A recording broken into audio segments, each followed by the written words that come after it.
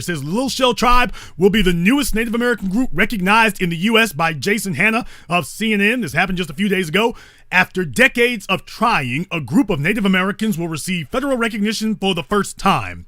The recognition for the Little Shell Tribe of Chippewa Indians is a result of an amendment that Montana legislators put into an annual defense authorization bill. Now remember this, the NDAA, the Defense Authorization Act, the U.S. Senate passed the bill Tuesday by a vote of 86-8. President Donald Trump has said he would sign the bill. Now, this guy you see on your screen is Gerald Gray. Quote, "Our ancestors are smiling today because this fight is over," Tribe Chairman Gerald Gray said Tuesday.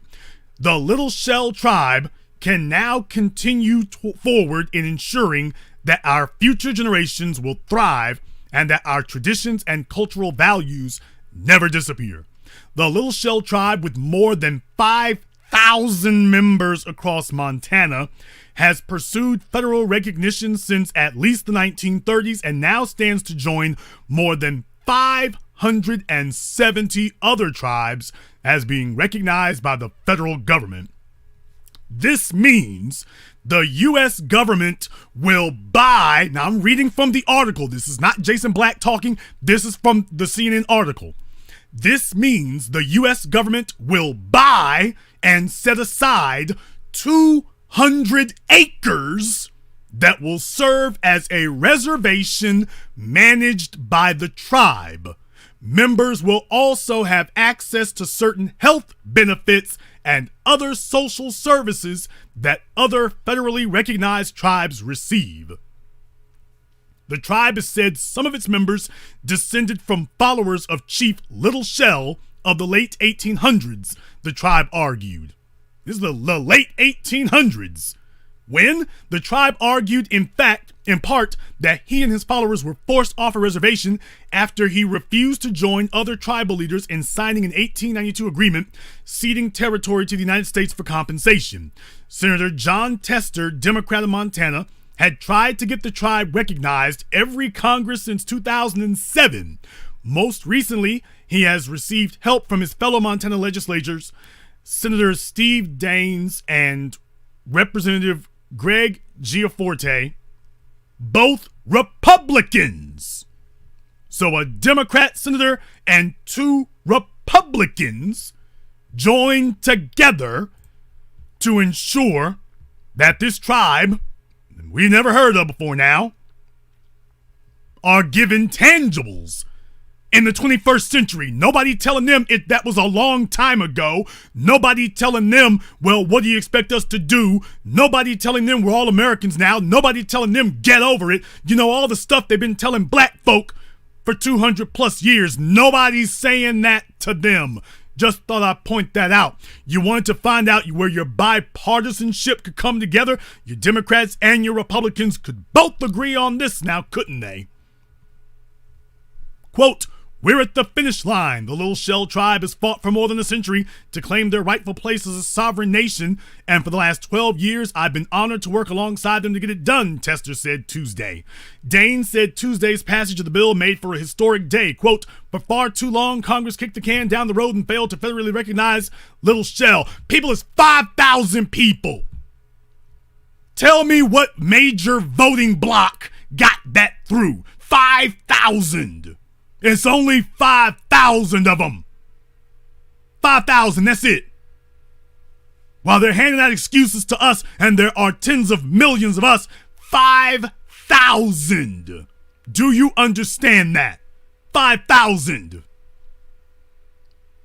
Now, what was the political basis or political rationale for giving that to them? 5,000.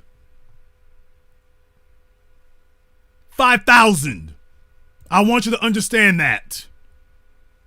Recognize that. 5,000. You need to understand that. People, it didn't take them huge numbers of people.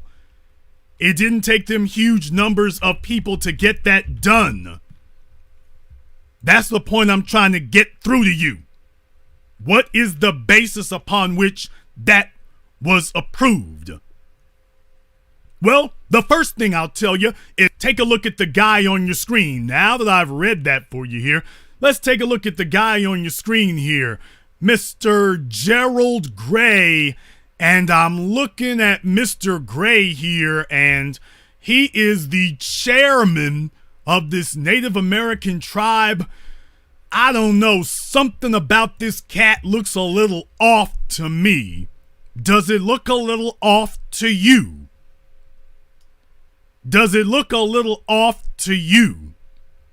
Something about him looks a bit off. He just doesn't look like what I expected a Native American to look like. Not his name, not his look, nothing. It don't look right. That's what I'm trying to tell you. Something here don't look right. And the ability to get all this passed in record-breaking time, I only know one group of people who can get that done in a white nation. That's white folk. And over 500 tribes of individuals like him? This sounds like the affirmative action strategy. You're going to have white people protected under all these non-white classifications, with everything being equal. Does this guy look like a Native American to you? I'm not making any sort of assumptions. I'm telling you, by the way, this is your Native American representation. Oh, but it goes further than that. There's another article done by Channel 3, KRTV. KRTV Channel 3 did a story about the Little Shell being recognized, Little Shell tribe, and here's the vice chairman. So here's your chairman, Gerald Gray, and here's your vice chairman, Clancy Sivertson. So there's your chairman and your vice chairman of the Little Shell tribe of Montana. And for some damn reason, something about these two cats looks hella off to me. For some damn reason, I don't know, I don't get it. For some reason, something about these two guys looks off. Kind of reminds me of, what's his name, Representative Senator Kevin McCarthy, who his brother-in-law is a Native American who got multi-million-dollar contracts. Remember, I did a broadcast about that months ago. Isn't this this is your Native American representation, is what I'm telling you. These are supposedly Native Americans who are bragging about the benefits that they are going to be receiving. I want you to understand how deep this is going now. While you're focused on impeachment or whatever, if you're not listening to the new black media, you are being bamboozled and you're watching everything except what you're supposed to be.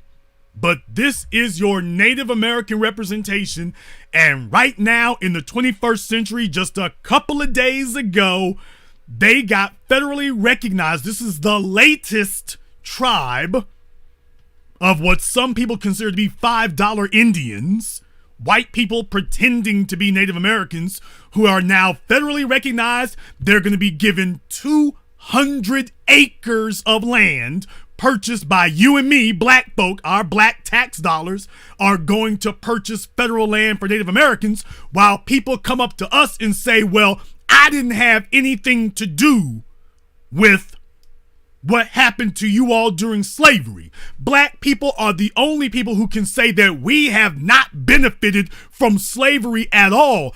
Everybody else did, including the so-called Native Americans.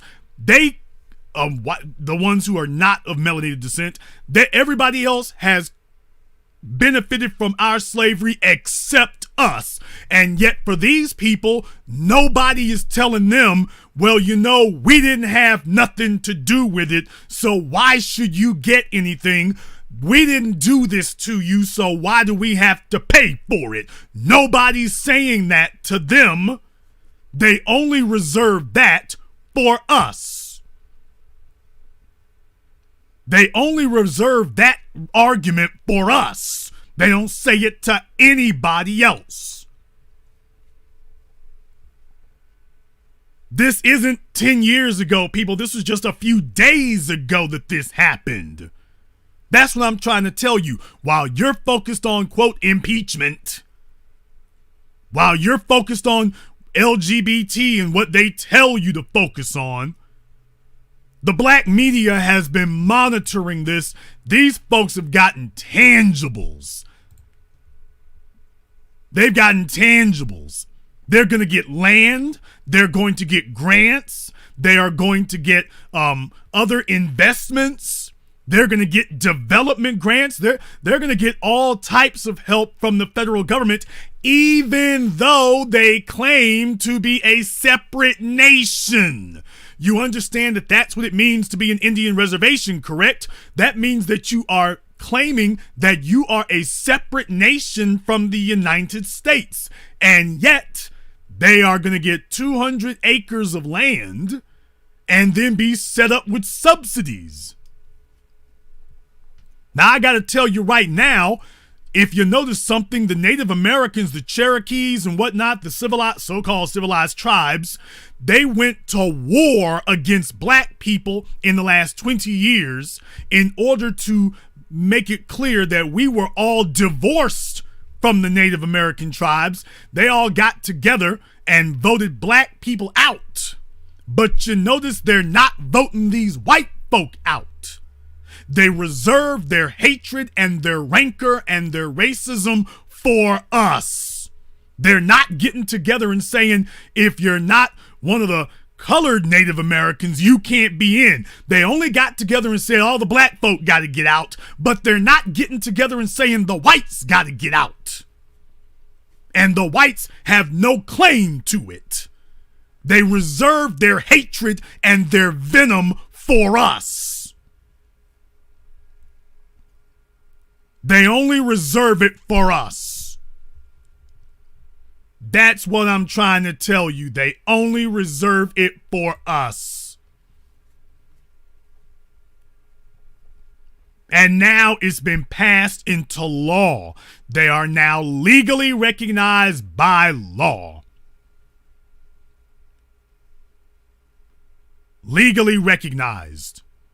With all the benefits that will come with it, while they keep stalling for black people, while they keep stalling for the descendants of slaves, while they keep telling you what they can't do and what they're not obligated to do because they don't owe us anything, and that happened a long damn time ago, the only people that they say that to is us.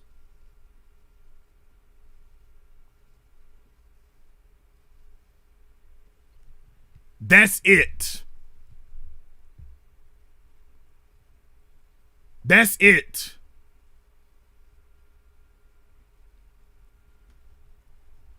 While your government is pretending that it can't get anything done for you, this is what's going on there. While they play this damn shell game, this is what's going on. So if there were those of you who were not watching it, I didn't see anybody else posting about this, understand the black media is on the job so that you understand that's happening. And while I would like to tell you that that's it, I can't. Because there will be some people who will jump up and say, well, Jason, you forgetting about something. No, I ain't forgot about a damn thing. I cover it all. Because another group of people who also got tangible benefits out of this last Defense Authorization Act are about 4,000 Liberians in America whose legal status has been up in the air now, really since the Clinton administration. Well, guess who else just got some benefits and some goodies out the bag that black people have fought and bled and died for? First, the Native Americans, who Once the boot of white supremacy wasn't so brutally on their necks, first thing they did was kick us out. And now the Liberians, who you don't want to know how they treat us over there in Africa, well, guess what they just got? Guess what they just got? Take a look at that. 4,000. And now they have set up a, quote, pathway to citizenship so that they're no longer here illegally. Now, is there anybody in Liberia who is setting up a pathway to citizenship for black people from America? And that's what the hell Liberia was supposed to be all about. That was supposed to be a place for us to re-immigrate to Africa. Is anybody in Liberia engineering a pathway to citizenship for us? No, the folks in Liberia are trying to figure out how to get over here, and then we have misguided Negroes in America talking about where we gonna go. We're gonna go over there. Meanwhile, they're trying to come over here.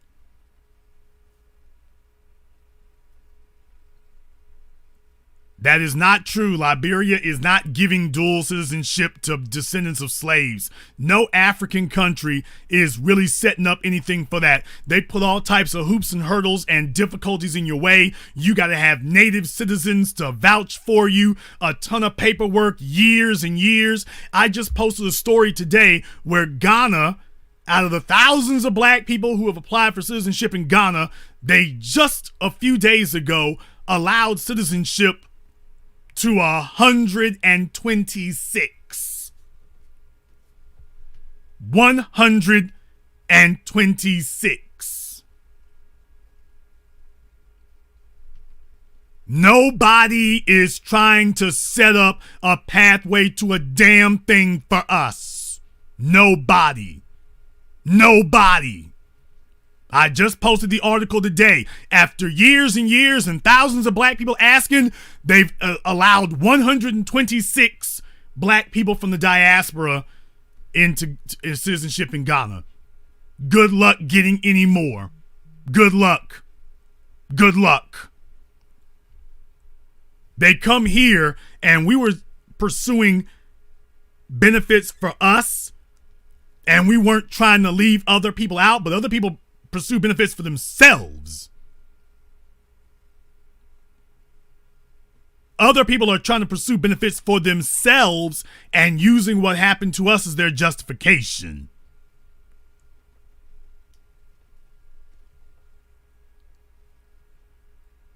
They're using that as their justification to go after us.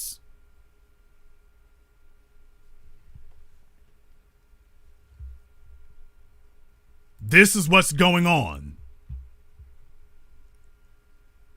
So I want you to understand that while these things are happening, and while these people are doing these things, they're not playing about going behind the scenes now and slowly, step by step, dismantling all of these things.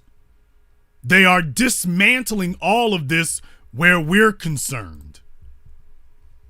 They are erecting all of these other instruments, enabling all these other things that will last forever. These are things that will last forever now. It's going to last forever. That's in law. So they made sure that they're passing laws for everybody else, people who they will make sure that as they come up economically, they will be against us. They're going to be against us. And that's the goal, is to make sure that they're against us. So they won't need the native white population anymore. They're going to enable all these other people to come out against us. That's the strategy now, is enabling other people. They're going to make sure these other people have a way in. And that's going to go against all of us now. That's their plan. Their plan now is to ensure that we are permanently frozen out, and they're going to use anybody and everybody. As long as they are not descendants of slaves, they're going to use anybody and everybody. Now, in the chat room here, I've gone ahead and opened up the phone line here. Kurt Howard, you can go ahead and give us a call. Since you've got questions, I assure you we have answers. So, Kurt, you can go ahead and give us a call. The number is on the screen. Mods, you can go ahead and give him a couple of minutes and get his area code, and he can give us a call. Since he's got so much to say, he's got questions, we got answers. I don't think that company is able to do anything to us here now. I don't think they're able to do anything. So I feel confident in my ability to use that slogan. So go ahead and give him a couple of minutes. He can give us a call up here, and any questions that he has, he can just ask us directly. And that way we can go ahead and bypass that. But understand, folks, they have been meticulously propping up all of these other groups. It's going to be an all against us. The strategy now is all against us. They're propping up anybody who is not a descendant of slaves, and that's who they're going to use to block us. All these other people will serve as a voting block against us. That's the plan now. That they're all going to cobble them together. So now it's everybody. Latinos, gays, Native Americans, Native Africans.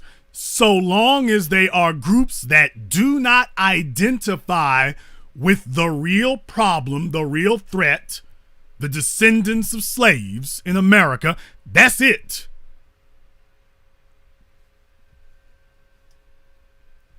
This is the game they're playing now, and they are vicious turf warriors about it. While you got your eyes on impeachment, which is really just political theater, these are the real tangibles being handed out today. These Liberians are being recognized. They're going to be recognized as refugees. And with refugee status, they're going to be able to get a check and get other benefits. That's what they're doing. They're gathering up all of these other people to form a permanent voting bloc against us.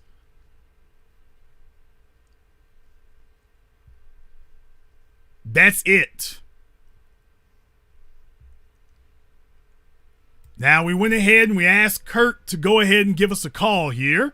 Kurt apparently has decided that he doesn't want to do that, so we're going to go ahead and show him the door. But understand, people, this is the way the white supremacists work. They're not stupid. They're not dumb. They're a cowardly lot. There's no reason for us to be afraid or worried about them. They're a cowardly group. I've gone ahead and removed them. They're a cowardly group. Understand something, people. I don't have to make the argument anymore. I don't have to do it.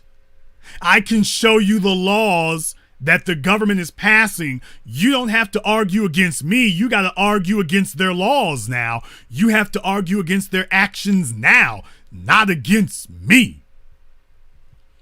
In the chat room, Logical, which, boy, is starting to sound a little ironic there.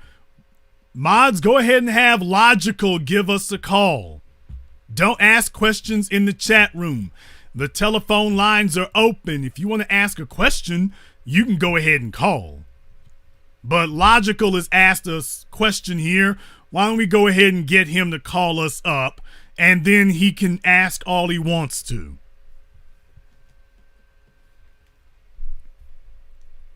This is not the Butterball Media This is not Bowling Ball Martin. By the way, if you all hadn't seen, boy, the old black media is just so desperate right now. Did you all see, Roland took a trip to Ghana? I mean, boy, he is desperate. This fellow whose roots don't go back to slavery in America sure is desperate to shore up those roots now, isn't he? Kind of like Barack Obama visiting Kenya. For those of you who didn't see, old Roland took a trip back to our motherland.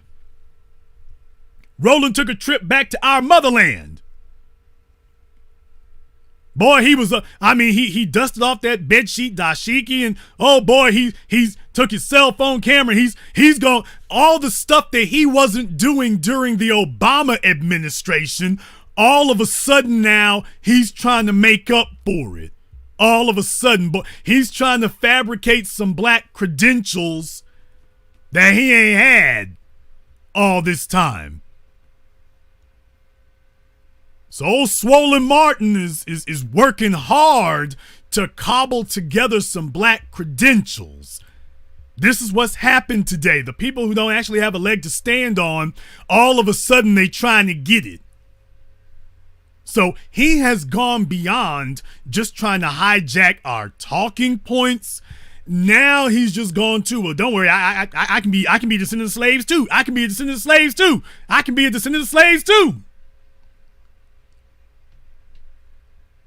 Let me tell you something, Roland.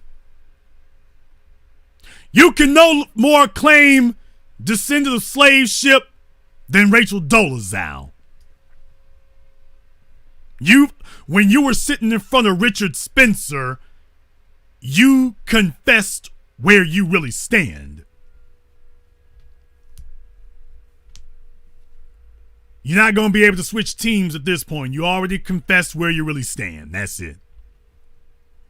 But yeah, just in case you all didn't know, yeah, he's off here trying to cobble together those black credentials now. Now that he realizes there isn't a corporate TV gig coming, he's now trying to smash his way into being a member of the black media now.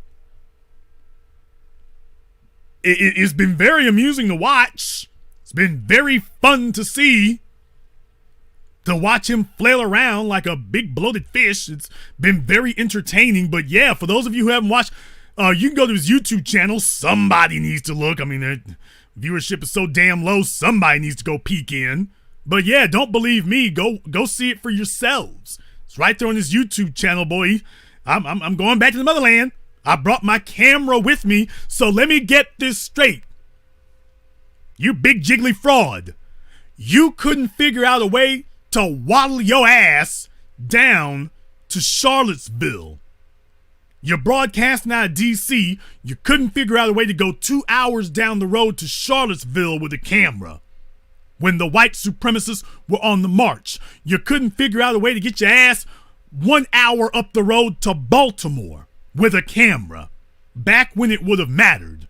But now in the 21st century, since you done took so much hell over it and there isn't a corporate TV gig to be had, all of a sudden now you care about going on the road and documenting things now? You care about that all of a sudden? When did you start being concerned about that? When did you start being worried about that? And please understand, he is not smashing on the white supremacists like we are. He's not doing anything about that. So, fortunately, the black media has made sure, and the reason why I keep bringing him up is because I want to make sure he stays out. He is out, and we're going to make sure he stays there. And him and Tom Joyner can go floating down the river together.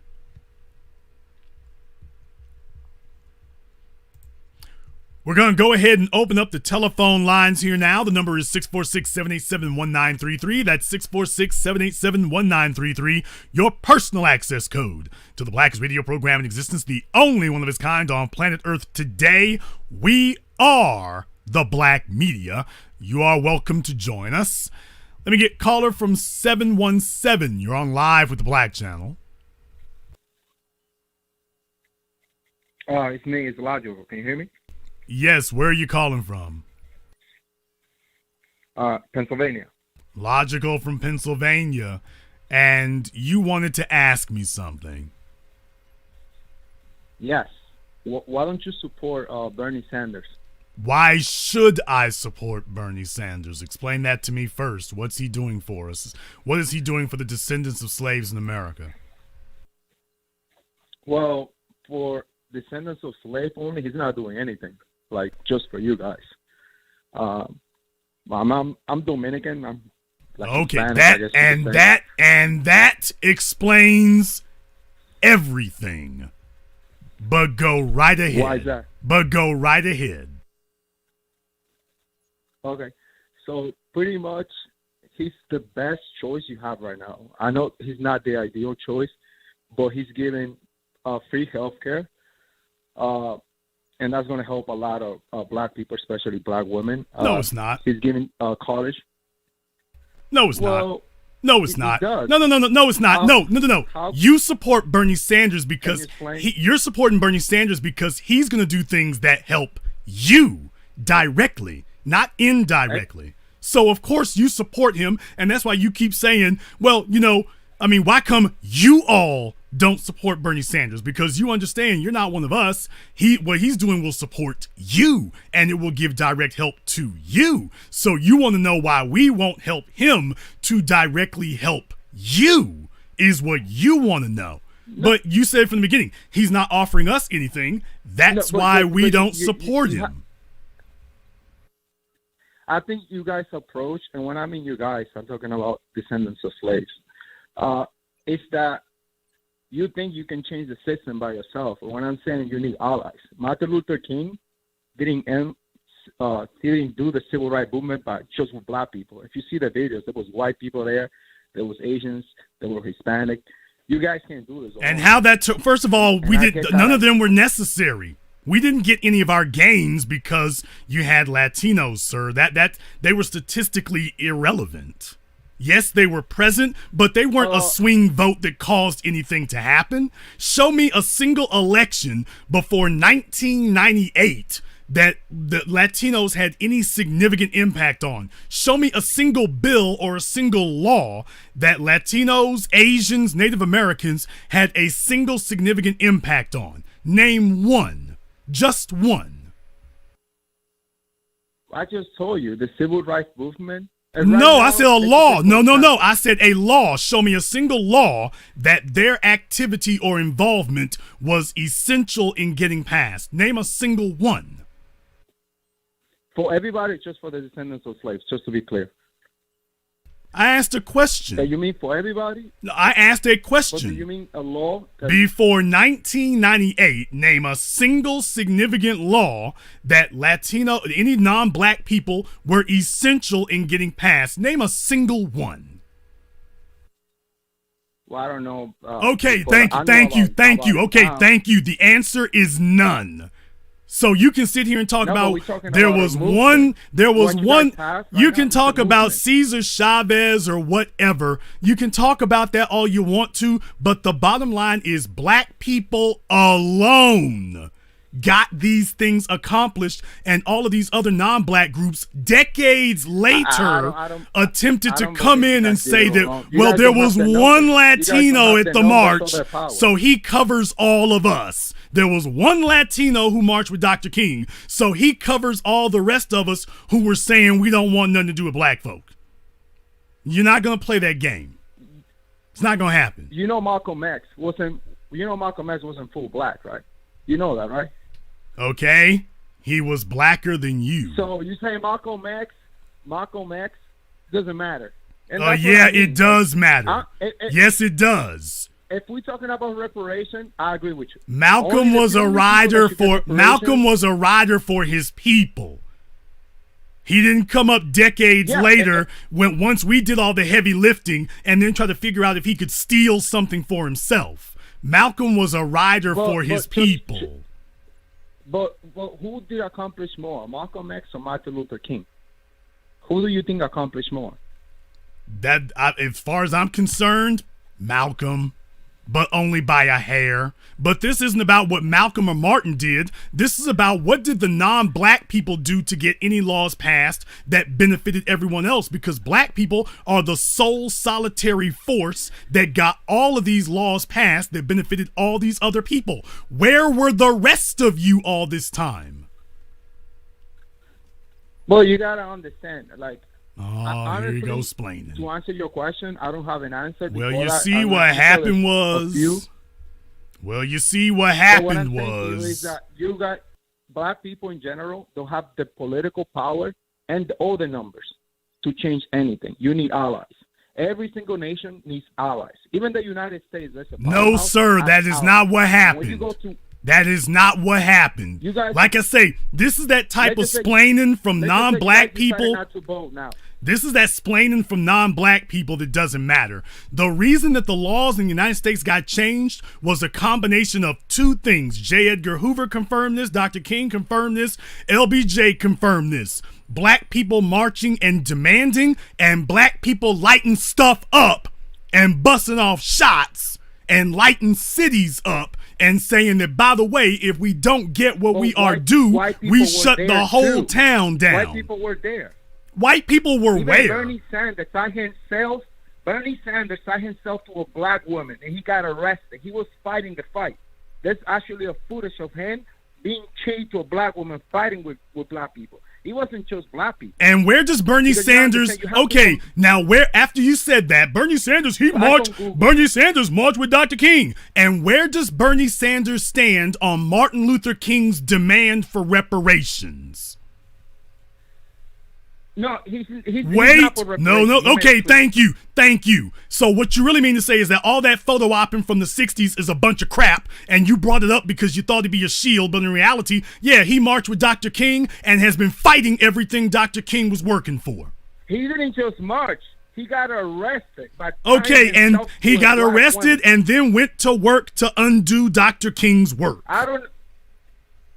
I don't know if any racist, because I know you guys said that he's racist. I don't know any racist that would do that. He marched with Dr. King. You just admitted that he's against reparations. He voted for the 1994 crime bill that created the modern prison industrial complex. He has fought against everything Dr. King was for, and you talking about where he marched with him. That's called keeping your friends close and your enemies closer. Okay, so who do you think is the best choice right now for black Americans, black Africa, I guess, descendants of slaves? I gotta be careful with my words. Who do you think is the best choice right now? Black empowerment is the best choice. But you see, you can't do nothing with that. Yes, the Asians did plenty with it. Asians are 6% of the population, and yet the only non-white person in the Democratic debate was Andrew Yang. Black people are more than twice the Asian population, and yet with our population numbers, we weren't able to get done what the Asians have. Well, how did the Asians do that? Because they built an economy, and their economic power has created political power that has outstripped our numbers. That's Asian empowerment. We need some black empowerment. And you don't get that at a ballot box. Yeah, but you gotta see, like, Asians are completely different ball. Like, they have higher education than typically Hispanics and black. Like, the culture is completely But that's different. not what did it. But okay, but dude, you have so much misinformation and nonsense. That is not what did it. I did the whole documentary about this. Gentrified, ethnic cleansing, American style. Pick it up on Amazon. When you go to Chinatown, be quiet. When you go to Chinatown in New York, Chicago, Los Angeles, San Francisco, DC, that isn't college degrees in those Chinatowns. That is building an economy that is impervious to degrees. Black people today, and particularly black women, have more degrees per capita than anybody else. What are those degrees doing for them? But that's where you get it wrong. Wait. No. You said that Asians. No, you said no. You said Asians have more degrees. You said Asians have more degrees. I just debunked that. Black women per capita have more degrees than anybody else, and yet they are lower on the economic totem pole than anybody else. If degrees were power, then why isn't it working for black women like it is for Asians? What's missing? Because their degrees are not in demand. It's not Says in demand. who? Like a black woman typically the workforce. Like, who would you pay more for, an engineer or for social study person? I mean, obviously an engineer will make more money. It's just supply and demand. Asians typically go for engineering. Like myself, I'm a software engineer. Like that's high in demand. Like, you can't go to school for like psychology. Dude, it doesn't matter for the degrees you're referring to. Why do you think there's so many lawsuits right now and complaints against the Silicon Valley companies like Facebook, Instagram, Twitter, because they are locking out non-whites? That's all. I did the film on that too, as a matter of fact, sir. Your degree will not help when you show up at a non-black company. Your degree is nullified. Yeah, I agree with you. All right. Now you understand why we do not now and will not later support Bernie Sanders. He's a carpetbagger. He's a wolf in sheep's clothing. The civil rights generation might have fallen for that, but mine will not. Okay. I just don't think you guys can do it by yourself. We've been doing everything by ourselves. What are you talking about? We did it all by ourselves.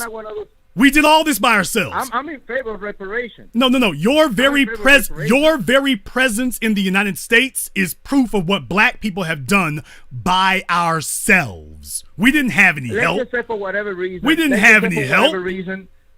White people said to themselves, you know what? We're not going to end segregation.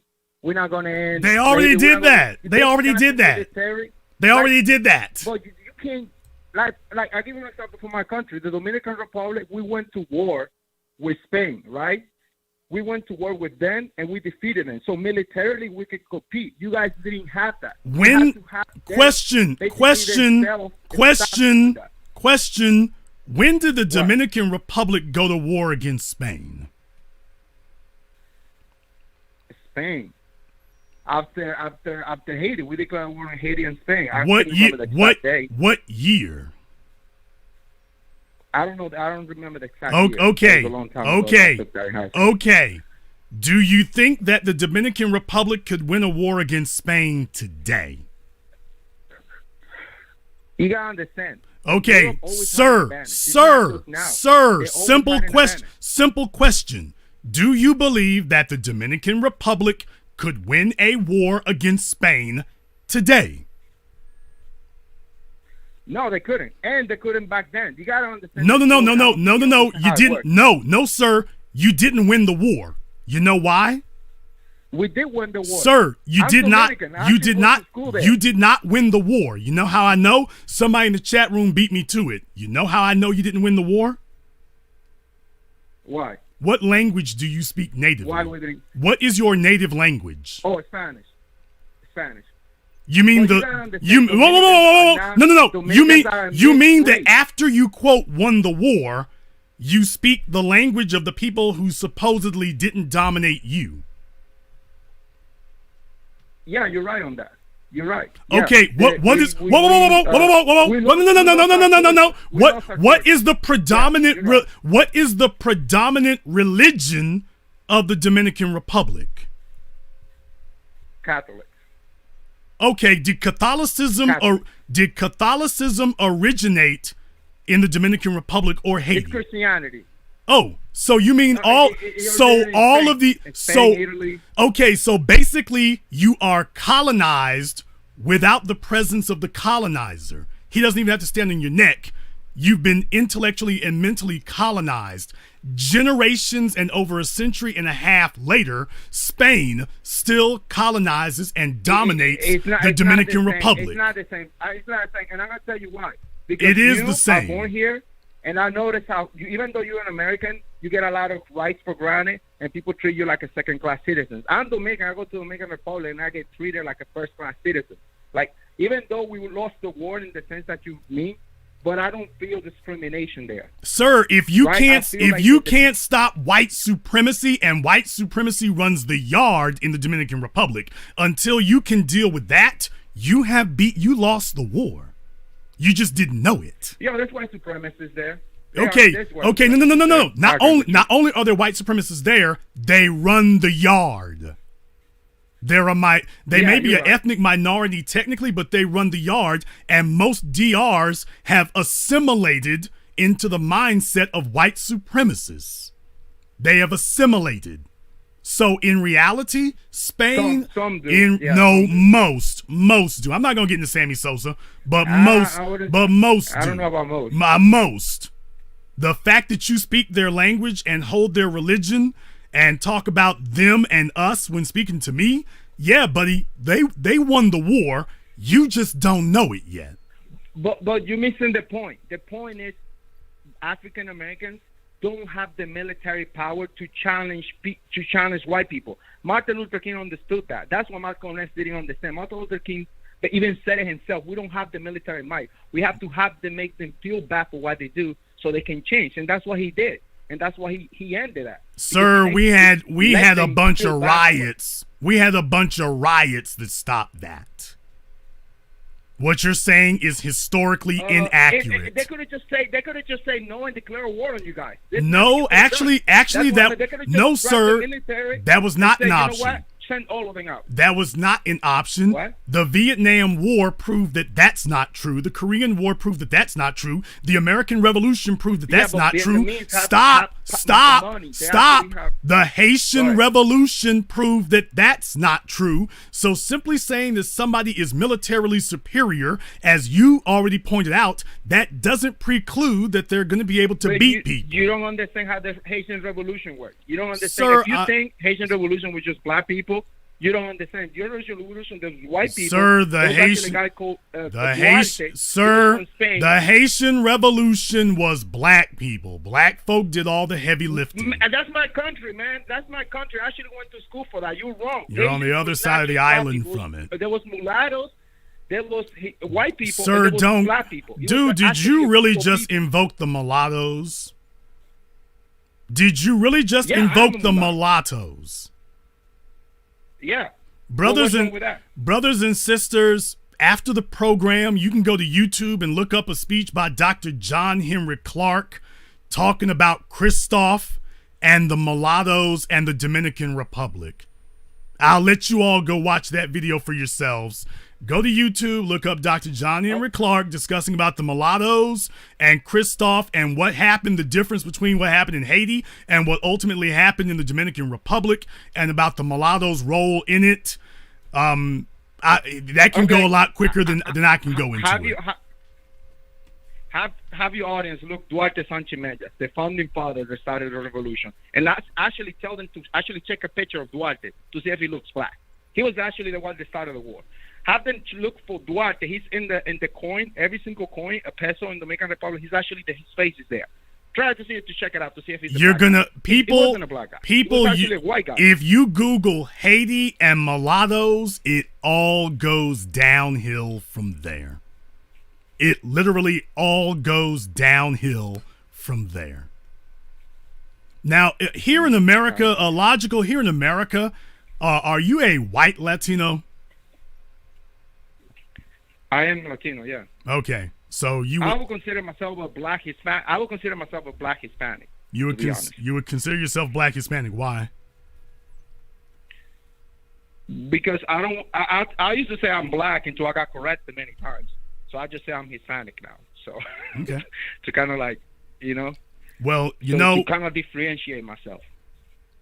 Other people don't define who we are. We decide to define who we are, but that's up to you. I'm perfectly fine with the fact that you've done that, but because in the context of the United States, people typically make African American, so I wanted to be respectful. So I just say I'm black Hispanic. Well, I hope I have answered your question adequately as to why that's the case. Bernie Sanders is doing plenty for immigrants and individuals like yourself of immigrant descent. He has done nothing for us. Black people did all the work to create this space where everybody else is benefited. We did all the heavy lifting, and we're the only ones who have not gotten benefits from it. And now they're trying to get everybody else to leapfrog us and get pass those benefits to them and leave us on the outside. And we are saying enough. Everything stops right here. If we don't get tangibles, then damn it, we're not supporting anybody else until we get ours. And everyone who doesn't support us, that's going to be a permanent condition. I think black people are owed reparation. Well, I agree with you 100%. I think black people are owed reparation. I think most people will agree with that. But what I'm saying is that Bernie doesn't. But Bernie doesn't. But Bernie doesn't. With you. No, you said I think most people agree with it. But the guy you talked about, Bernie, doesn't agree with that. No, because right now he's not perfect. Obviously, he's not perfect. I wish he would support reparation. I wish I would vote for that. Okay, well, I think you guys are owed reparation. You guys build the country. Bring him back into the discussion when he does. Okay. All right. Take care, bro. Thank you very much for your call here tonight.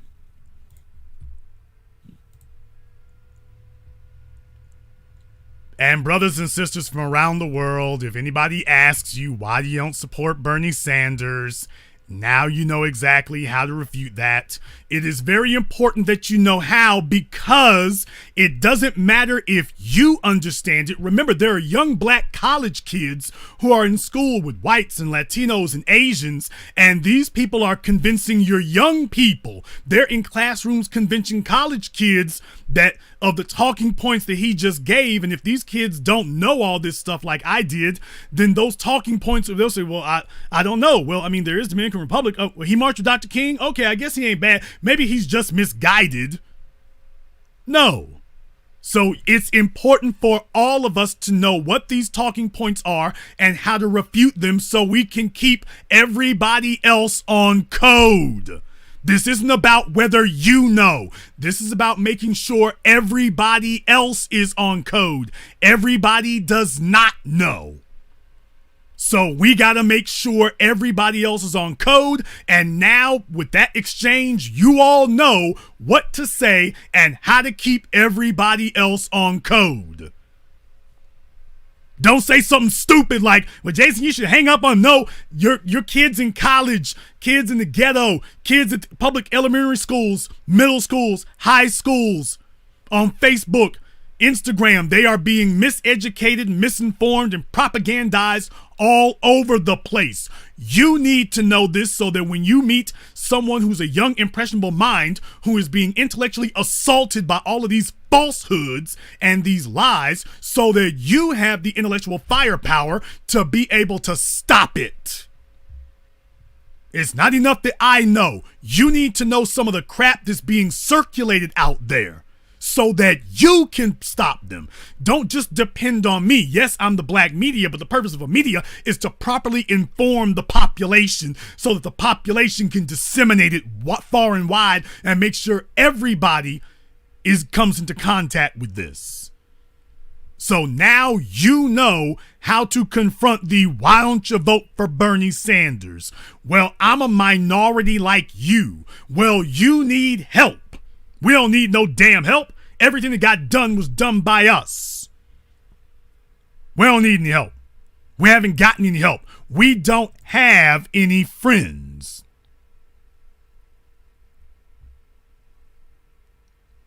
We don't have any friends.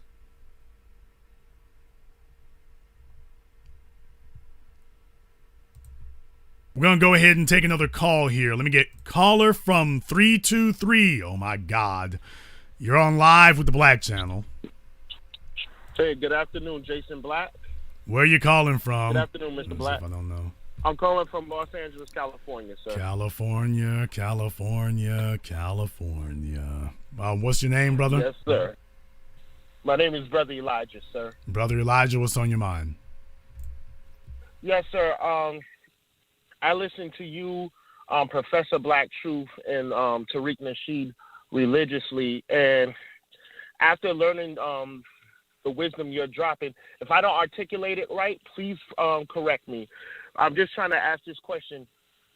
Do you think that we as foundational Black Americans, do you think that we should do what Professor Black Truth basically recommended that maybe it's time for us to start checking out of the political process, and we'll just stay politically aware, but we need to start going to another box other than the ballot box. Jews did not rely on politics. Jews relied on building an economy. The socioeconomic position that Jews enjoy today, they didn't have the population numbers to get any laws passed. That was the point I just made to the previous caller. The groups that have leapfrogged us, they have a lower population than us and yet greater political power. Dr. Claude Anderson taught us that economic success is a 5-story building, and the first story of that building, the first floor and the foundation, is the economy. The economy powers everything else. He then said the second floor is politics. That politics you can't do anything at the ballot box. That politicians don't respond to voters, they respond to the economy beneath them. And black people have been trying to get political progress with zero economics. And you will make some progress, but a lot of that will be contrived and be misdirected by the people who have economics, which is what we're encountering. We keep voting for black politicians who in many cases will say the right thing, but as soon as we turn our damn backs, they're selling us out. Prosecutor District Attorney Ken Thompson in Brooklyn. Peter Liang murdered Akai Gurley in cold blood. And this black prosecuting attorney who was elected by a majority black constituent sat up here and did the Asians' bidding. After saying that, Peter Liang's guilty, but don't punish him. That was the Asians' economy at work. It wasn't voting. The Asians don't have the numbers to vote. Didn't have the numbers to vote Ken Thompson out of office. He is roasting right now, but they didn't have the numbers to vote him out of office. So it wasn't numerical politics that did that. That he wasn't responding to a threat of being voted out of office by numbers. The Asians let him know, we don't have the population numbers, but we got the economic numbers. And they put that to work. Jewish people do the same thing. Arabs do the same thing. Latinos, to a lesser degree, do the same thing. Black people are the only people who try to get political power with no economic engine behind it. Therefore, nobody is afraid of displeasing us. So we need to get that together.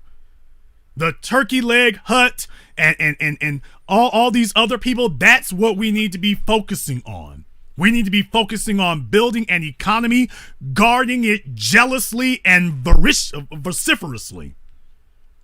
We need to focus on that. That's the missing ingredient. Our political numbers, if black people at 13% of the population, 14% of the population, coupled with a $20 trillion economy, buddy, police officers would be walking down the streets bowing, forget yes sir, no sir. They would be walking down the streets bowing to us. Like the pharaohs of old. They would be walking down the streets bowing in our presence. So everybody wants to keep us distracted and focused on everything except what we need. We're focusing on politics, and that's okay, but we lack an economic agenda. And without that, your vote is worthless because all the politicians you keep voting for are brought to you by white interests. They're either brought to you by white interests, or if you do support them, they either get co-opted or they're powerless when they get there. You can vote a black politician in office, and even if he's sincerely for you, if the people he's supporting don't have an economy, he's going to be the odd man out and he's going to be powerless. Let me give you an example. I've given this example to people before, so I can make sure that we are very, very specific about this. I don't care what city you are in America. Let's just say you're in, I know this is hard for you, you live in Los Angeles, but I'm trying to think. Yes, sir. Think about if you lived in a place like, let's say Fontana, okay? Let's just say you lived in Fontana. So for those of you who don't live Yes, in sir. California, he knows what Fontana is. Fontana's not a major metropolitan Yes, sir. area. But let's just say you lived in Fontana. Now, let's just say that Fontana has a GM plant. Okay? Right. Let's say Yes, Fontana sir. has a GM plant. Does it matter what the constituency has to say? Is the city council going to listen to the constituency, or are they going to listen to General Motors? It's definitely going to listen to General Motors. Because what are you going to do? Politics requires finance. And Yes. if he's the only one providing the economics, at the end of the day, you will be compelled to listen to him, or he will get up and leave. And your Yes. constituency will have nothing. So what I'm saying is you don't have a choice in the matter. You will pursue economics to power your politics, or you will fail before you get started. Doesn't matter how sincere your politicians are, the economics ultimately are going to determine the agenda. I've been Yes, doing sir. this summers and winters. If you all want to know why I'm the black media and why it is so essential what we do, I've traveled the United States for decades, but in particular in the last decade for the benefit of my people. So when this kind of discussion comes up, when I say Fontana, you know what the hell Fontana is, and people in California understand that. This is the benefit of traveling the nation and seeing this, so that I can give it to you all in Right. concrete terms. So in Los Angeles, that argument, it would be hard for you to quantify that argument in Los Angeles. Let me move it out to Fontana, and then you realize, oh, Los Angeles is like an island. Everything else around it, Riverside and San Bernardino and Fontana, that's the rest of the world. That's the rest of everybody else. The Right. politics is not going to hold sway there. Economics is. And now you understand how Yes, it works. sir. So we as black people need to understand that everybody who has leapfrogged us is because they've got their economic house in order, even though their population numbers are half or less than half what ours are. Yes, sir. And right now, that's what we need to focus on. The politics will take care of themselves. Let me be very clear with you about that. Get your economic house in order. The politics will take care of themselves. Yes, sir. But right now, our politics are impotent. It's hard for our politics to have anything because we don't know. We don't have economics to back it. That is correct. And we got to get that together first. Yes, sir. I'll let you have the last word. Look, I deeply appreciate you each and every day. You, Professor Truth, Brother Tariq, I deeply appreciate all of you. I pray for y'all every day. Y'all are my heroes because ever since we lost Dr. Khalid Abdul Muhammad back in 2001 and recent Brother Nip, okay, y'all are all we have, and we have to do everything we can to fight and protect y'all because y'all are it. Because if we didn't have y'all, we would be screwed up in the game right now. So I just thank you so much. Okay, you just keep on doing the great work you're doing. Well, thank you very much for joining us here tonight. Please do be sure to join us again. This is what we do here at the Black Media. Yes, sir. Yes, sir. Thank you.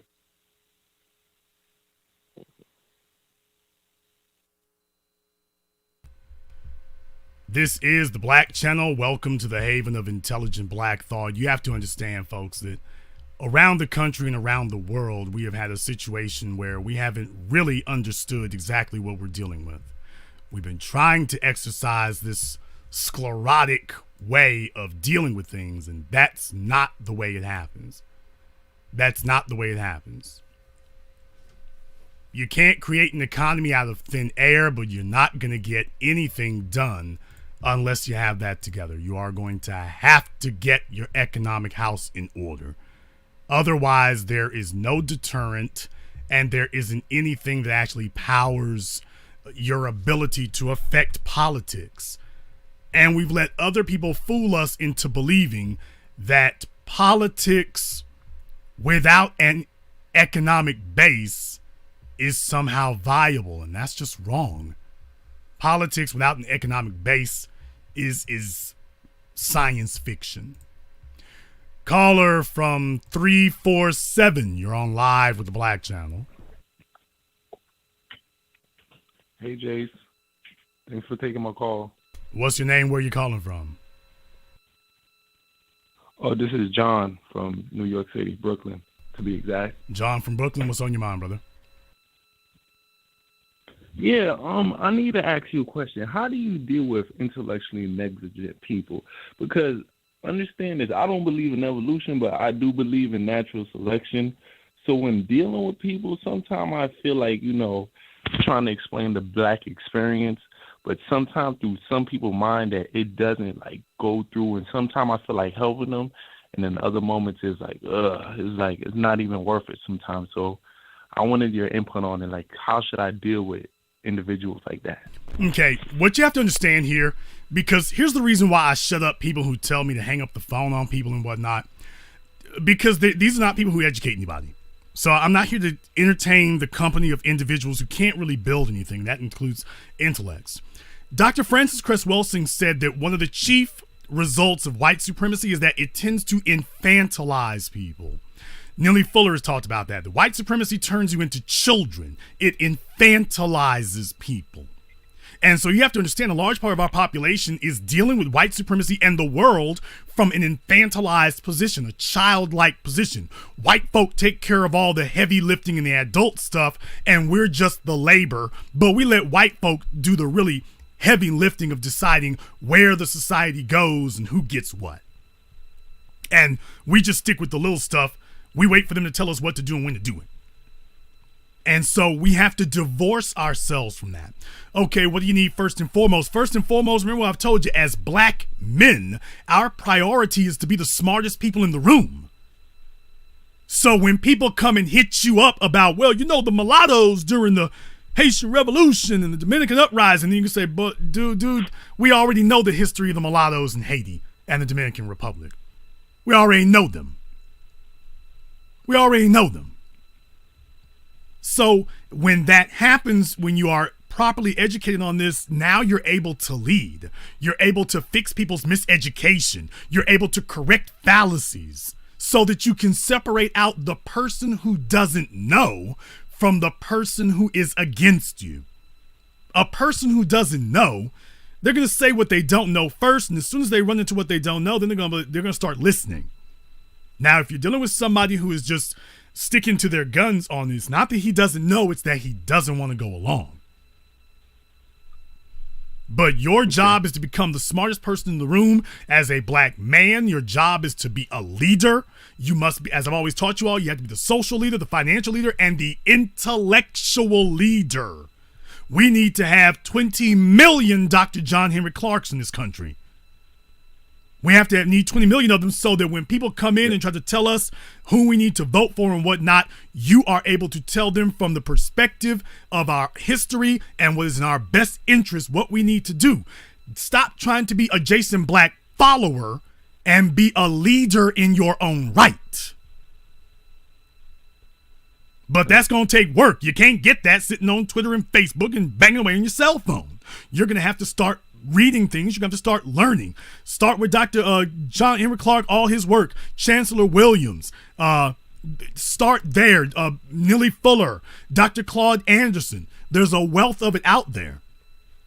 If we recommend it, that's where you need to start, because that's what's relevant, because that's what we have utilized and implemented ourselves. That's why we keep mentioning these people over and over and over again. Dr. Francis Cress Welsing, Amos Wilson, you all are correct. That's where you need to be. But you have to learn this so that you are able to properly lead first the people around you and then people outside the circle around you. The reason there's so many Black males today, not all, but many Black males talking this very low, very quiet, very sheepish tone with their heads down, is because they're self-conscious, because they don't feel like they know very much. So they're constantly afraid of being embarrassed. So when it's time to speak up, they don't speak up unless it's some nonsense. When you are informed about something, you speak louder, you project, you articulate, you're ready. When you are informed, you are ready. You don't sit there with your head down. You're ready. And I implore you and every other black male in America, it's not hard. Get ready. That doesn't mean you have to become a religious zealot, and that doesn't mean you have to become a historical fanatic, but you do need to be informed so that you understand how these dynamics come into play in your daily life. So when someone tells you that it's okay not to back, well, you know, Bernie don't back reparations, but you still need to vote for him. No. This is the crux of what we need. And this is this historical context, because the history is what got us here.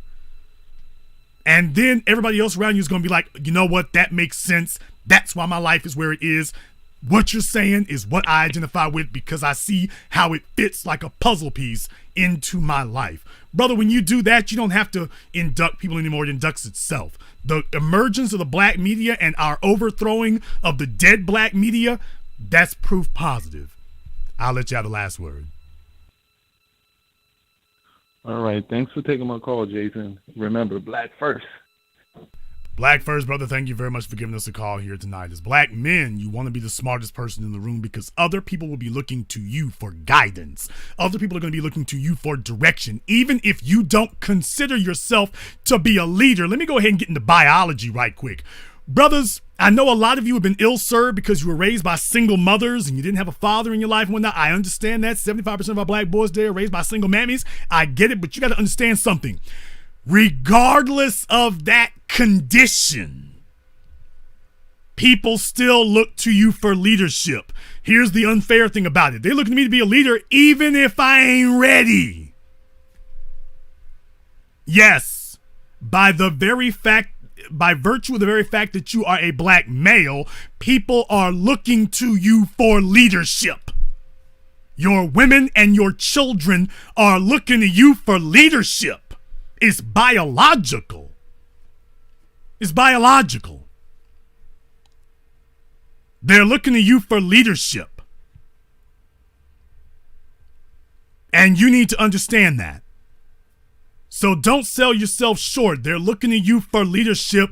Get in a position intellectually to be able to lead.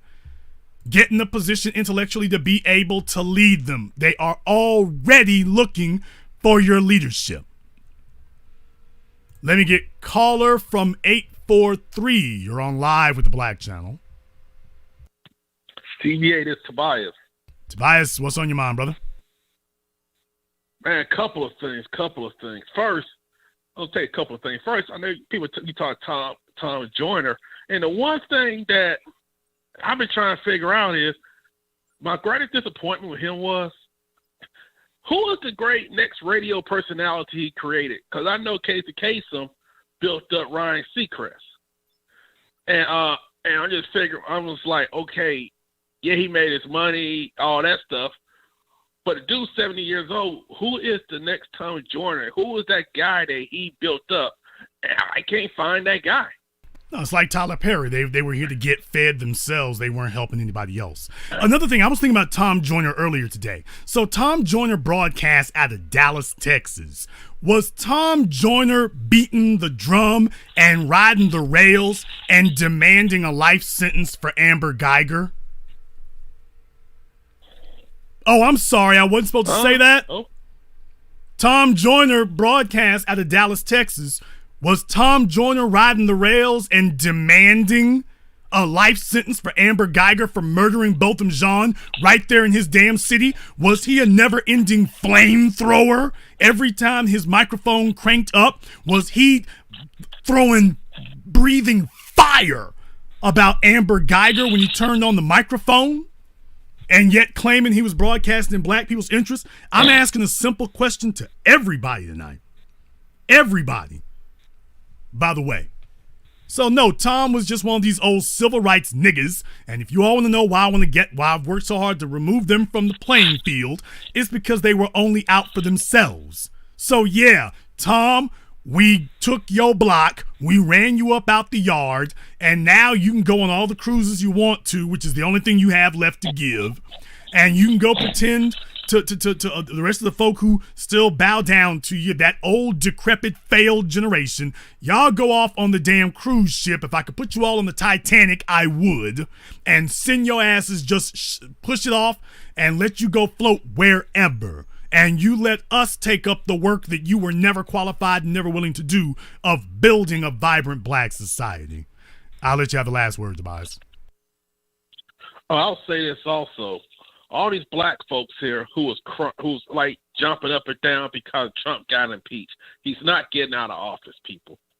And he's not being removed from office. Hell, he's going to win again. And it's not whether he's going to win again. It's going to be by how much. All these black people here are not demanding anything from the Democrats because we know the Republicans don't need our vote. The Democrats need our vote, and they're so arrogant they still won't address our issues.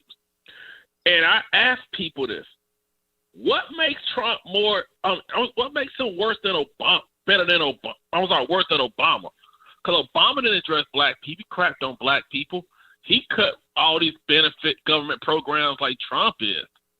But it seems like black people, one, we're immature when it comes to this stuff, like children. But it's like we'd rather have a crap sandwich with a gold wrapper than a paper bag, but it's still a crap sandwich. I just say this at the end. We are going to have to stop worrying about making white people mad and start caring about yourselves, ourselves, that is. Because these other groups don't care about us. These other immigrant groups don't care about us. Because as someone who serves overseas in the military, they take care of themselves first. When these bases come overseas, Jason, they make sure they people get the majority of these jobs here. You know, anybody in the military also know that. They not making sure we are good. They making sure they are good first. We have to start saying that, hey, we are good first, second, and third, and worry about everybody else later. Because I'm sorry, anybody but Trump means you're getting the same stuff as Trump. Because he ain't doing nothing for us, but at the same time, you can't say that if you never ask the black guy to do anything for us. Hey, black first. Black first, brother. Thank you very much for giving us a call here. And that's why politics doesn't work for us right now. It doesn't work for us right now because we're making all of our decisions from a position of desperation as opposed to a position of inspiration. Let me get caller from 214. You're on live with the Black Channel. Jason Black, good evening. What's your name? Where are you calling from? Atlanta, Georgia, for now. Okay. What's your name? I'm Dan Golightly. Your moderator told me to call in. And I've been on hold. Okay. I've been ready to call. Okay. What's on your mind? First, I just wanted to say, and I do know that this has been a very contentious, hot topic, but the situation with this assumption that Africa, I know this is not what you're discussing right now, but just rolling back to the caller from the Dominican Republic, that is not West Africa. And yourself, Professor Black Truth, and others within this space, these commentary, Africa's against Black America, that against you, that is just simply not the case. First off, the numbers are simply not there. The numbers are simply not there. What numbers? What numbers are simply not there? What are you talking about? Actual people, demographics. Black immigrants are I've heard 3%, but what I believe is no more than 10% of the Black American population, of just blacks in the United States. Africans do not identify themselves as Black Americans. No, they are not Black Americans. I was raised by two parents who made it very clear who Black America is in this country and what they have done, which is build this country through blood, sweat, tears, and breath. Okay, can you hurry up and get to your point? I don't understand your point. What's your point? I made my point. Africa is not anything against Black America. Okay, Africans Africans have expressed nothing but contempt for us as a group. So what you're saying is statistically inaccurate. Point blank, period. All I do is listen to you. You and Professor Black. It's got nothing to do with listening to me. I go to work. I pay my bills. I listen to you. Okay, show me the immigrant black community in America. Show me the immigrant black community in America that is trying to join with us. Show me where it is. We need do what? I'm sorry, excuse me. Show me show me the immigrant black community in America that is trying to join forces with descendants of slaves in America. Have always been. I said show me. No. I said show me. I mean, what do you mean show you? To even speak to Black America with the uppity, I see like a white girl accent, all the nonsense back and forth. There's nothing against Black America. Okay, where are you originally from? And do exactly what to Black America? Where are you originally from? Where are you originally from? No, I grew up in Dallas. No, I grew up in Dallas. No, I mean, I repeatedly state that. No, I mean your No, ma'am, I mean your family. From West Africa. Okay. From West Africa. Thank That's all you. I'm going to say. Okay. From West Africa. Thank you. So as I said, no, there is no African community that supports us. They don't support a right of return. That's don't what have. You want to say? Tell me where the immigration policy is in West Africa for us. Not against you. Okay, they're not for us. I can do here. They're not for us. Black America. They're not for us. What do you mean we're not for? We're not for.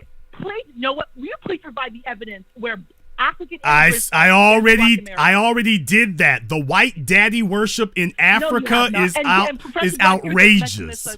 The white daddy worship in Africa is outrageous. The white daddy worship in Africa is outrageous. It is epidemic and outrageous. Now just be quiet. I apologize. Be quiet, ma'am. Be quiet. Don't say anything else. You're done talking.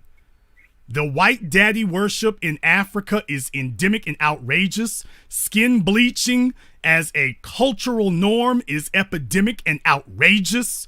The influx of Asians, French, British, Dutch, Russians, everybody except descendants of slaves have the doors thrown open for them. Have to do with Black America? Ma'am, be quiet. Ma'am, last time I'll say this and then I'm going to cut you. Be quiet. Look at the colorism within. The epidemic amount of disdain that Native Africans as a group have harbored and executed against descendants of slaves in America is absolutely sickening. They have adopted every single tenet, every single sentiment, every single nuance of white supremacy they have adopted against us. When you go to the Somali community in Minnesota, they treat black people in America as the other. When you go to the Ethiopian communities in New York and the Nigerian communities in New York, they treat black people in America as an other. They treat us as opposing tribes. They treat us like that in Africa, and they treat us like that here. In Africa, the doors have been thrown open to non-black entities everywhere. They come and they go as they please. The French, the Portuguese, the Dutch, the Brits, the Russians, now the Chinese, the Asians, the Indians, East Indians. They come and they go as they please, and nobody is demanding that they jump through a bunch of hoops and fill out a bunch of paperwork, and you need 5 or 10 people to vouch for your presence, and you need a government official to sign off on whether or not you can be here. And there is an epidemic now of black Asian babies all over Africa. because China has demanded, they're talking about China's infrastructure investment in Africa, but then you're not mentioning the fact that, by the way, the Chinese bring in Chinese workers to do the building and to do the investment. They bring over Chinese workers into Africa to do the building and the investment the same way that they did in the Bahamas when they built that resort there. They bring in a bunch of Chinese people to do that. That's what they do.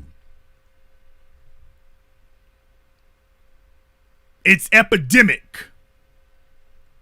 It's everywhere. It's everywhere.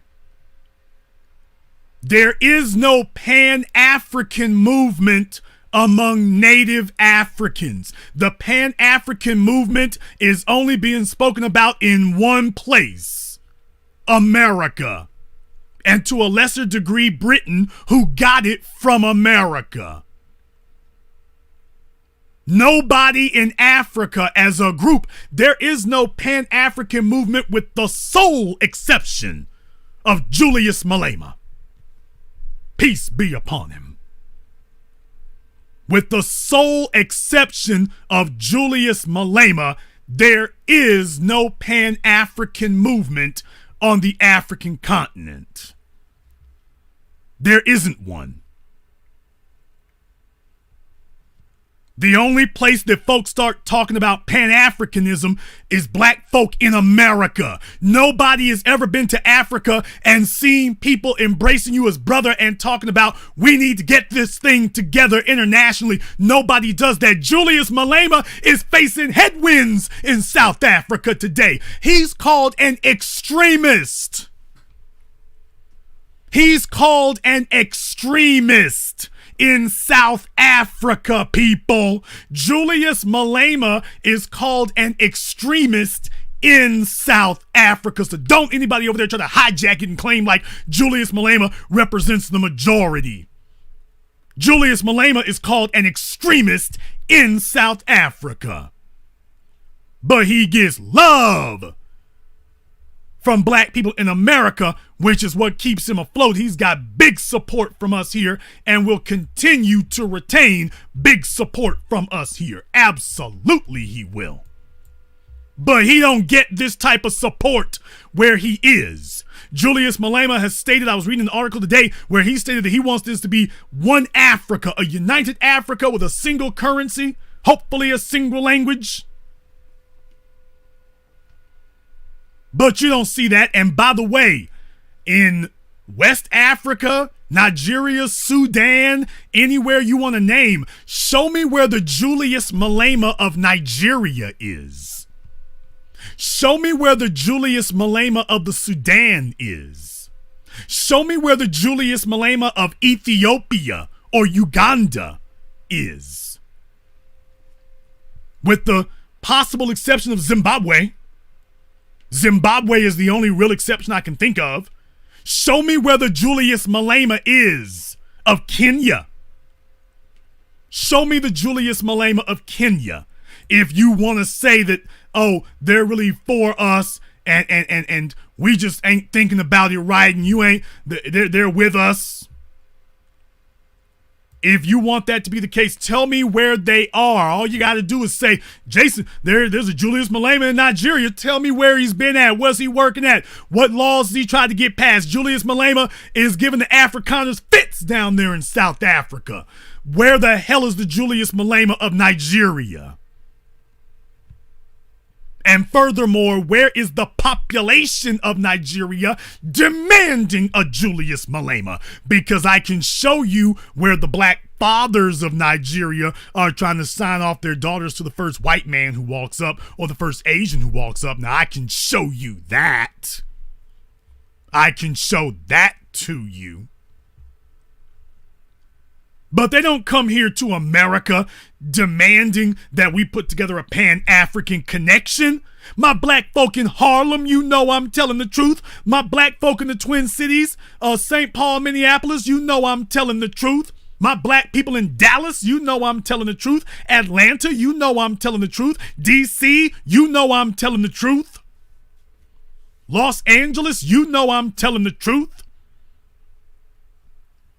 The entire state of Florida, I've been down to Miami. Don't you try to tell me a damn thing about Dominicans, Haitians, Puerto Ricans. I've been to Miami. Looks like Havana, Cuba down there, but they look at us native black folk like we're aliens. Don't try to tell me a damn thing when I'm sitting up here living it. I've been to Miami, Miami Beach, Fort Lauderdale. I've been up and down it. The Geechee Gullah spirit is waned. Don't try to tell me about these immigrants. These immigrants view us as an other. They view us as an other. You ain't gonna educate me about a damn thing when I'm walking the streets. I'm not gonna say the name of any streets, although I probably should. But let me tell you, when you hit Interstate 95, okay, I said I wasn't gonna say it, but I guess I'm gonna say it. When you hit Interstate 95 in Florida, by the time you hit Fort Lauderdale, that's a wrap. By the time you hit Fort Lauderdale, that's a wrap. Y'all sitting up there in Jacksonville and Orlando and Tallahassee in a damn dream world. Come on down to that south area down there. It's a wrap. It's a wrap. It's a wrap. They're walking around with their shorts and their sandals on, speaking Spanish. They ain't trying to link up with none of us. Can't barely get them to acknowledge your existence. But they smile at the white folk big. The construction sites down there, they smile at the white folk big. At the 5-star hotels down there. Oh, am I saying too much? At the 5-star hotels down there, with the doormen, when the white folk come up, they smile at them big. Ain't smiling at me. They smile at them big. If there's anybody in Fort Lauderdale, Boca Raton, West Palm Beach, Miami Beach, the Keys, if I'm lying, you call me out on it right now. If I'm lying, you call me on it right now. Don't let me make another step. You call me on that right now if I'm lying.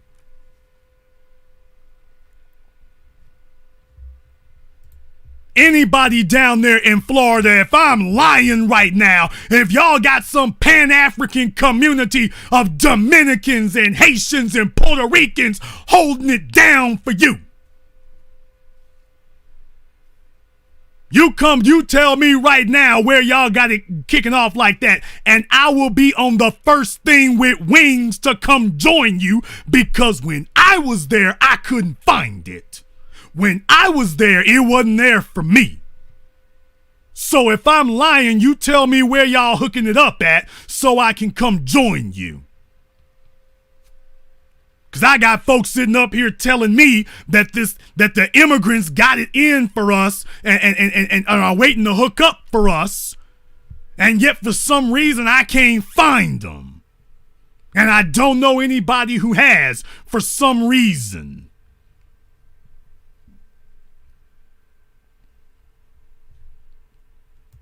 Don't try to sell me your science fiction. Caller from 651, you're on live with the Black Channel. Yo, this is Mr. Weir, man. Where are you calling from, Mr. Weir? You hear me? Oh, okay. I'm from Twin Cities, man.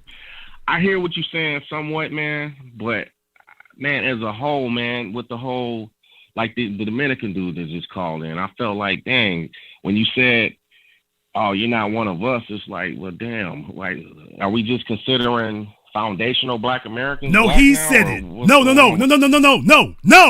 He said it. Okay. So clearly you ain't listening. Okay, he did. He did. Right. said, He did do that. you know what you all Absolutely. need to do? Right. You need to vote for Bernie Sanders. Why didn't you vote for Bernie Sanders? Why aren't you? You know, there are things he can do for y'all.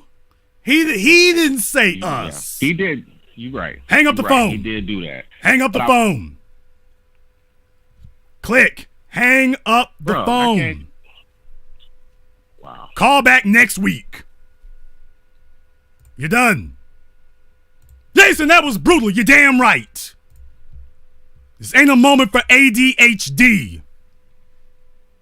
He literally has been sitting on hold now for an hour to tell me that he wasn't listening.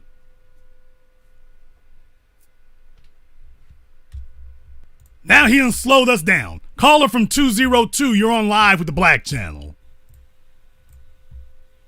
B1 salute, sir. What's your name? Where you This is calling Queen from? Queen Maat girl calling from Black Central Command in the same state as you, sir, Louisiana. All right, we're at in Louisiana. New Orleans. I won't hold it against you. What's on your mind? Well, I got to make clear, ADOS, FBA are delusions, and Black people are extremely delusional. And here's why. Those ideologies have Black people acting like children who have turned 35 fighting to remain in their parents' home.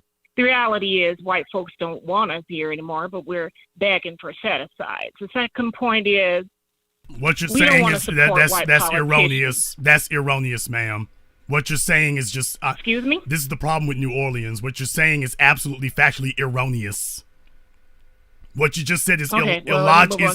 What you said is no, we're not going to move on. I mean, by the way, she said something that's absolutely wrong and erroneous, and then said, oh, okay, well, let's move on. No, don't you want to get correct first? You just want to hold on to your ignorance and being wrong? You don't want to get corrected so you can actually be right? Okay, go ahead and tell me where I was wrong, sir. White supremacy is global. Did you not know that?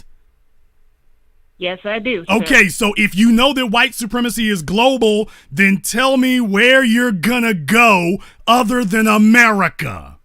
If you ain't gonna do it here, where you going? We can go wherever we please. Okay, I didn't ask you that. No, you're blowing yourself up. This is the type of ignorance I'm talking about. I asked you a question. Where? Tell me where. Do you not understand the English language? I know you're from New Orleans. Do you not understand the English language? Where are you gonna go?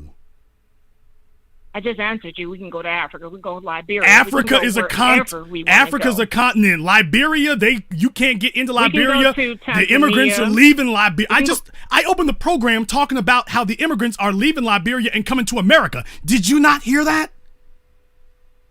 Okay, can I answer your question, sir? Whoa! The question is, did you not hear the opening of the program where we talked about how immigrants, 4,000 have left Liberia and just got the right to remain in the United States permanently, and you talking about going to Liberia and they're all trying to get out? Did you not hear that part? Sir, yes, I did. Okay, then what the hell are you talking about then? First of all, sir, I'm a race war general, B1 salute. Now, congratulations. I'm just a dude. I'm just a dude. I don't know where you're a general of. I'm just a dude. I don't have any highfalutin titles. I'm speaking for me. I'm just a dude. I'm speaking for me. I don't recognize I don't recognize titles here. Next subject. Okay, so the question you asked, sir. Yes, I heard you say that in the opening of the program. But here's the thing. Liberians left America to go to Liberia. They are Black Americans, descendants of Black Americans. Hello? If you don't hurry up and get to a point. Okay, I just answered your point about the Liberia thing. Now, can I go to the next point? No, actually you didn't. You're just babbling. And this is why we don't get anything done, because the black people, when we sit down and have a discussion, Negroes who can't get attention for themselves just come up babbling to get attention. Oh, there's a microphone on? Oh, good. Well, let me tell you about the third eye that I had with Amin-Ra is we can go to Liberia, but they're kicking folk out of Liberia. Oh, okay, yeah, well, the next thing I wanted to say was that in the 15th year of our Lord of Desichi and Sesostris, This is why so many black men don't take black women seriously.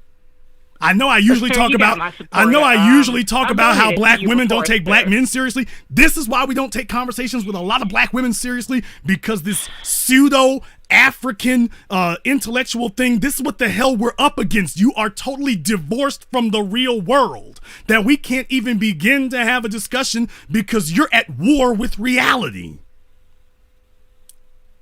We can't even begin to have a discussion. Being a descendant of slaves isn't something that you choose. It's something that you are. There is no discussion about it. There is no debate. You don't get to choose it any more than you get to choose being a female. It is what you are. The only question is what you're gonna do about it and where. Now, if you think you're going to fight, if you think that white supremacy's power is just extra strong in America, but it's somehow weaker in Africa, then get your ass on a plane and go prove it. But we all know that's a damn lie. We all know that's a lie. Their strength is equal. Their strength is equal around the world. So you're going to do it in America. If you don't do it in America, it doesn't matter, because you're not going to be more able to do it anywhere else. And you're sitting here make-believing that you can. We gonna go to Liberia. I never said that, we should go to Liberia. Okay, then get off my phone and go to Liberia and get it cracking. Because you're on my phone, you're on my phone criticizing other people, and you ain't going out and proving you can get it cracking somewhere else. Now, when I didn't criticize anyone, sir. You said that ADOS and FBA are delusional. Those are labels or groups, not people. I just explained to you that being a descendant of slaves is not an opinion. The group. It's a lineage. I didn't say people, though. I said the groups, the ideologies.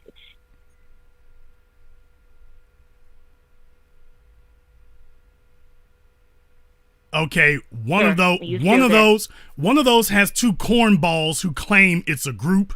The other one claims it is only a lineage. So you're talking nonsense. Okay. My other point I wanted to make is... Okay, oh my God. Hello? Do you have children? I have one daughter. She's 2 years old, sir. Jesus Christ almighty. You've helped me find my religion. Amazing. Okay. You've done the other point No. Oh my God, there is no other point. No, there is not. No, there is not. Why not, sir? Here's because I religiously support you. I've donated to you. Okay. I'm behind you all the way. There really is no argument.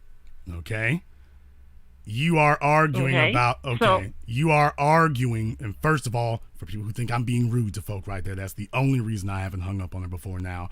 And please understand something. I am no respecter of persons. I do not. Let me say this as respectfully as I can. If you have contributed, because I don't know if you have or if you haven't. If you have, thank you for your support. And it doesn't matter to me.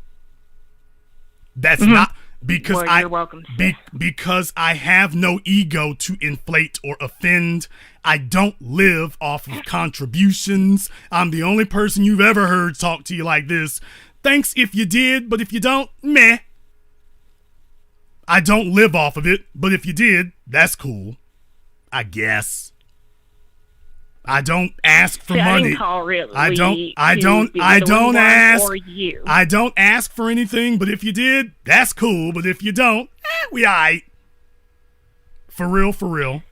What I would like to do is say some black empowerment things that are very important. Okay, here's the problem. The problem is when you hand a lot of black folk a microphone, they want to start monologuing. You opened your comments by talking about ADOS and FBA were delusional. Then you started talking about we can go do what we need to do in Liberia. Okay? We'll have to be able to qualify that point, though, and you won't allow me to do it, sir. Ma'am, you should be able to sum up what the hell you mean in one sentence. Where are you going with all this?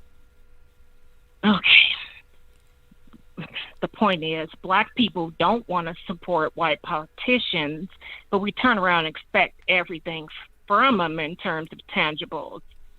Okay? And white people separated from European powers when they were tyrannical. They didn't sit around form some kind of Descendants of the King's organization and wait.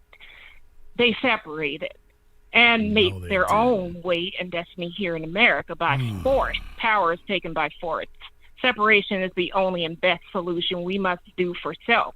Adolf's waiting around for our tangibles to be embraced by outside people who are non-black will never manifest. They don't like us. They hate us. You know. Okay. We get that. Now, what's your point? And that was my point. It's nation time. We must separate by any means necessary. Okay, no. Any means necessary is a slogan. How you gonna separate? Tell me exactly what we gonna do. Well, separation is pretty clear cut there. It's well defined. You stop depending mentally and physically on your enemy. Okay, next. Do for self. Create your own economy. Create your own economy. Where? Yes. Where? Economy, well, here. We can do it wherever we please. Wherever we can do it here. We can do it. Okay. Go ahead. All right. Here's what I want for you to do, okay? This is going to be very important for you. I want you to go back and I want you to listen to this phone call that you made, okay? I want you to go back and I want you to listen to it. And if you have anybody who works in real estate, you explain to get them to explain to you how you explain the procedure for acquiring something. Because you said you want to acquire something, but we can't depend on white folk to do it. Okay, tell me how we're going to acquire it. And then go back and listen to your responses. And I think you're going to see that there is a lot deficient. There literally is no there. But have I said anything wrong, sir? Ma'am, yes. You disagree with? Yes, you didn't say anything. That's the problem. You didn't say nothing. Oh. I said what Stokely Carmichael said. Ma'am, don't depend on the bourgeois. You haven't said anything. 4-year elected officials. Ma'am, you didn't say anything. You keep talking about Europeans we and We politicians. have to organize and mobilize. You keep using slogans, and that's exactly the problem. When a person doesn't know, they use slogans. I'm using language. When a person doesn't know, they use slogans. When they do know, they actually say specific nouns. How can I convey my point, sir? I don't think you can. I respect it, and opinions are like assholes. Right. Everyone has one. Be one, sir. Goodbye. Well, it's better to have one than be one. Wait a minute. No. In any case, yeah, if you all want to know the real reason why it's difficult when black folk get together in a group, it's because somebody jumps up and they ain't really got a whole lot to say. But boy, they start talking because there's a working microphone nearby. There's a working microphone around, and boy, they gonna start talking. She literally didn't say anything. That was my problem. I didn't have a problem with anything else. Okay, I gave you a moment to speak. Tell us what the plan is. I don't know. We need to do things. We need to organize. We need to stop depending on white politicians. We need to organize. Now, that's that Democratic empty word speak. You didn't actually say anything. We need to organize. You're not saying nothing. We need to separate. You didn't say anything. That's my point. Now, if there's anybody listening right now who thought she was saying something, you are an Obama voter. You're the kind of person who'd vote for Obama with Kamala Harris literally saying nothing to you. She didn't say anything, but is going to get you to agree that she did, and she didn't say nothing. We need to go to Liberia. I opened the program talking about how folk in Liberia are trying to get over here.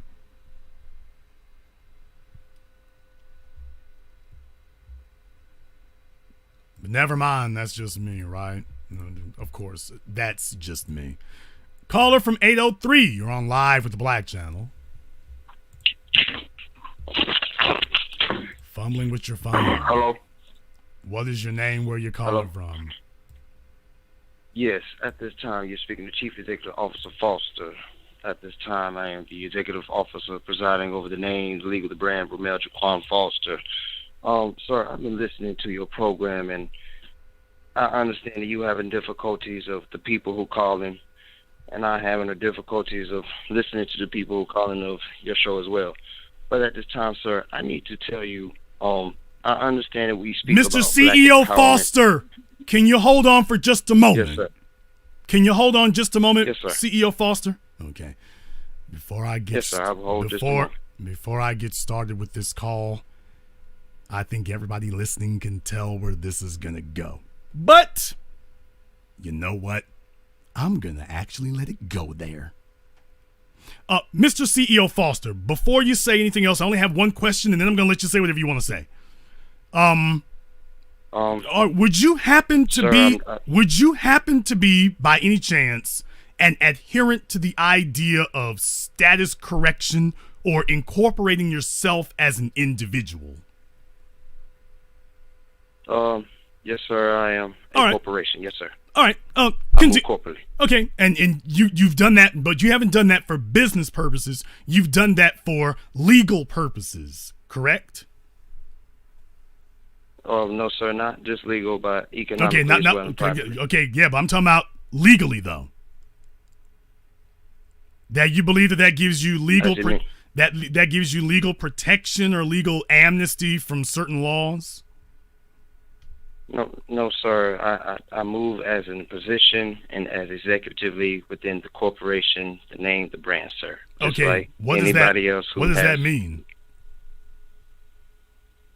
As it means, sir, the name is just a identification, or just giving you a placement of it's a person who's moving corporately, sir. I move corporately and privately. Yes, sir. I just want to speak on just... I move corporately and privately. I asked you what does move corporately and privately mean. You haven't explained it yet. That's very disrespectful. I asked you a question and you're not answering it. What does move corporately mean? Sir, I just want to explain about what are you speaking on, economic empowerment. That's all. Okay. Just want to get on task with the show, sir. That's okay. it. Well, I don't have a show. I have a broadcast, but go ahead. This sounds like some of that Jewish Moorish science temple stuff. But no, sir. No. See, that's what I'm saying. You making assumptions, and I'm not making assumptions. I asked you a question and you didn't answer it, so I'm not making. I have to assume because you were asked a question and you refused to answer, so clearly you have something to hide. But that's okay. Why don't you go ahead and make your point? Okay. You have 10 seconds to make your point, and I gotta move on. Okay. Yes, sir. All right. Now I understand you were speaking on about black empowerment and the economy of what is going on, but I'm just to the point, sir. When it's down to our image of people and our genetic or phenotype on a universal scale, like you said before, you speak on the subjects of white supremacy and other types of objectification of the so-called descendants of slaves and our image of people on a universal scale. I just want to speak on to the point where I think it's to the point where we don't have the adequate of warriors or people who are at a level intellectually who can speak on that, or to say of that energy what you pertain on to exude, because it's very hard to just create business we must on a level where the flatulation sir? Of the matter by transmitting the effervescence of the Indonesian proximity in order to further segregate the crux of my venereal infection. Now, if I may retain my liquids here for one moment, I'd like to continue the redundance of my quote-unquote intestinal tract. See, because to preclude on the issue of world domination would only circumvent, circumcise the revelation that reflects the aphrodisiac symptoms which now perpetrates the Jericho's activation. So, by not... A waste is a terrible thing to mind. Brother, thank you very much for your call. Yeah. Usually I say please call us again, but thank you very much for your call. Yeah. Okay. Yes, sir. If you all want to know why it is I don't take phone calls and people say, Jason, take some phone calls. If you all want to know why I don't take phone calls, if you all want to know why it's months in between taking phone calls and why Tariq and Professor Black True don't take them at all, if you want to know why, because I'm the only dumbass out here still taking phone calls. Just in case any of you were wondering. I know I shouldn't speak directly for other people like that, but by the way, if you all want to know why I don't do this, we've had maybe one or two sensible phone calls tonight, and the rest of them were just from way out east. And because I'm a glutton for punishment, caller from 779, you're up at bat. You certainly couldn't do any worse. Welcome to the Black Channel. What's your name? Where you calling from? All right, Jason Black. My name is Dane. I'm from Chicago. And I'm just wondering, this is so much of a disappointment to hear all this. And these are typically older Black people. And it just shows how dangerous we are as a people to why this stuff is happening. And this answers towards my question as a youth. And what I'm saying is what can I do as a youth to combat what the situation is going on?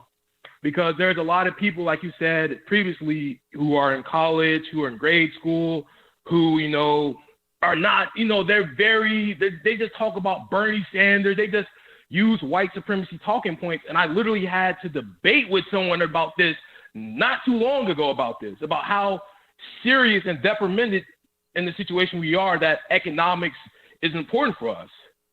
It's crazy and it's asinine, Well, let me find out here first. How old are you? I just turned 20. Okay, well, you are a young cat. Brother, you got to understand that most Black people are facing the world with coping mechanisms, okay? They're not actually facing the world with strategies. They're facing the world with coping mechanisms. So you get a number of people who have grown up in systemic poverty, people who are in and out of prison. They're suffering the rigors of systemic oppression. And so a lot of them are not fully educated. Some of them ain't fully literate. But I'm just saying it's a situation where that's what's going on. So we're not just dealing with an educational effort. We're dealing with a building effort. And you've got to understand, a lot of these people are suffering under survival mechanisms, but they're also suffering under emotional insecurities as well. So whenever a microphone opens up, they just start talking. They know something is wrong, but they're unable to properly articulate exactly what it is. So for young people like yourself, those of you in your late teens, your early 20s, your late 20s, you got to listen to what we do here and execute it. Don't be a talker, be a doer. I didn't come to the conclusions that I've come to because I was listening to someone else. I came to them because I went out into the real world. I tried to execute the philosophies I believed in and live by them. And I didn't become cowardly to the point that when something didn't work, I tried to hold on to it like a religion and invoke cognitive dissonance. When you get out here in the real world, if what people are telling you is true, get out here in the real world and say, I want to prosper and I'm going to live by this, and see what works and what doesn't. And don't be afraid to discard what doesn't, because you're encountering a lot of older Black folk who have failed and they are utterly beaten down and defeated. And you know that they're defeated because they are unwilling to let go of that which has failed. That's the problem. Understand that. They have been defeated. You don't want to be defeated. Not so young. But the first thing you have to do is recognize you're defeated when you stop facing the real world. When you start facing the world with coping mechanisms. When you do like the last caller and you prattle on, and he's talking about the essence of this and that. When you ask somebody a question and they can't give you a straightforward answer. Don't deceive yourself into thinking you were told something. You weren't told anything. Understand that. That's where you need to come from. And if I'm wrong or somebody else is wrong, go live it. If Jason Black is wrong about economics, then get your paper straight and then tell me how many problems you still have that you can't deal with. And if somebody else tells you politics is the answer, well, go get the politicians elected that you think you want, and then go tell me if you still what problems you still have. And if you think that religion is the answer, study your religious text, whichever one you choose, or choose all of them. Learn them from stem to stern, live by it, and then tell me how many problems you still have. But don't talk about it, be about it. I'll let you have the last word. Thank you, Jason. You've done a lot of great work, and there's a lot of other people, who are around my age who listen to you, and we talk about you a lot. And the youth is really out here in Chicago are really, a lot of us are defeated, and a lot of us, are, just out of Wentworth, but continue doing the work. Thank you. Black first. Well, you do the work up there. You're in Chicago. You do the work there, brother. Thank you very much for giving us a call. Sounds like he's having a lightsaber duel with Darth Maul back there, doesn't it? I mean, it sounds like the Force has awakened. Caller from 612. You're on live with the Black Channel. Hello, Jason. This is JR calling from Minneapolis. Thanks for taking my call. JR from Minneapolis. What's on your mind, brother? I wanted to call in to talk about the Democratic debate and how shameful I thought that was, and that I hope that all your listeners and everyone that has been caping for the Democratic Party, including the politics team, the politics that says to vote down ballot. I saw on stage 7 candidates sit up there and say that they would rather give $2.2 trillion to illegal immigrants without any study, without any lobbying, without any discussion, ready to do it on day one. But they don't even want to entertain the thought of a full, robust reparation plan for Native Black Americans. So I would just like to say to any Democrats that are listening, you won't be getting my vote anymore, and that I think that your open borders policy that has been in effect for the last 60 years or so may well be up there with the benign neglect policy, may well be up there with the crack epidemic, and may well be up there with the white feminist hijacking affirmative action. So I just want anyone that remember what I taught you, though. Go ahead. I want you to remember what I taught you. Remember back in 2010, I told everybody white supremacy is about to start coming with their hands out. And by that, I meant with their fists up. Up until now, they wasn't putting their hands on us. Now they're going to start coming with their hands out. And right now, what you are seeing with the downfall of Kamala Harris, and remember, I predicted this a year ago and have been steadily repeating it. The black media has won. They have given up on the black vote, period. They're going to pay it lip service. But as far as winning this election, they're like, screw the black vote. Let's see if we can galvanize gays or those sympathetic to gays, illegals. Well, they can't vote. That's okay. We'll legalize them so they can. That's okay. We'll legalize them so they can. But right now, it is a full court press to completely replace that black vote. And your so-called friends are all coming with their hands out now, and they raising their fists at you. That booty jag jackass, everybody talking about, ooh, he for reparations. Because black folk are just most black folk are so easily gullible. They're sitting up here saying this crap. Real gullible. This guy, This guy was Real talking about gullible. he wanted black folk to get reparations, right?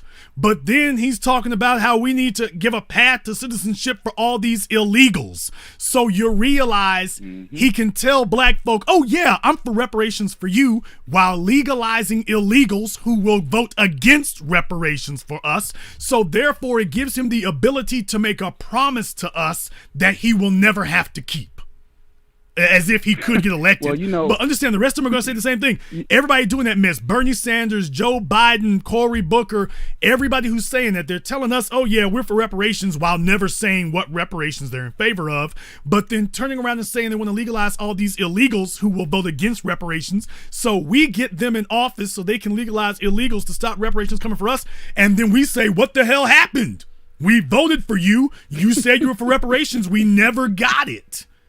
So that's their way of running for office, claiming they're for it, and at the same time engineering a way that they will never have to do it.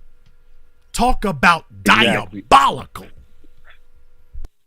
Well, you know, the biggest slap in the face to black voters is the fact that when you look at the demographic change from 1960 to today, and I was listening to one of those black Latinos that called in that was trying to say that his grandfather marched with King or something like that. But when you look at the numbers, Latinos were only like 3.5% of the population back in 1960.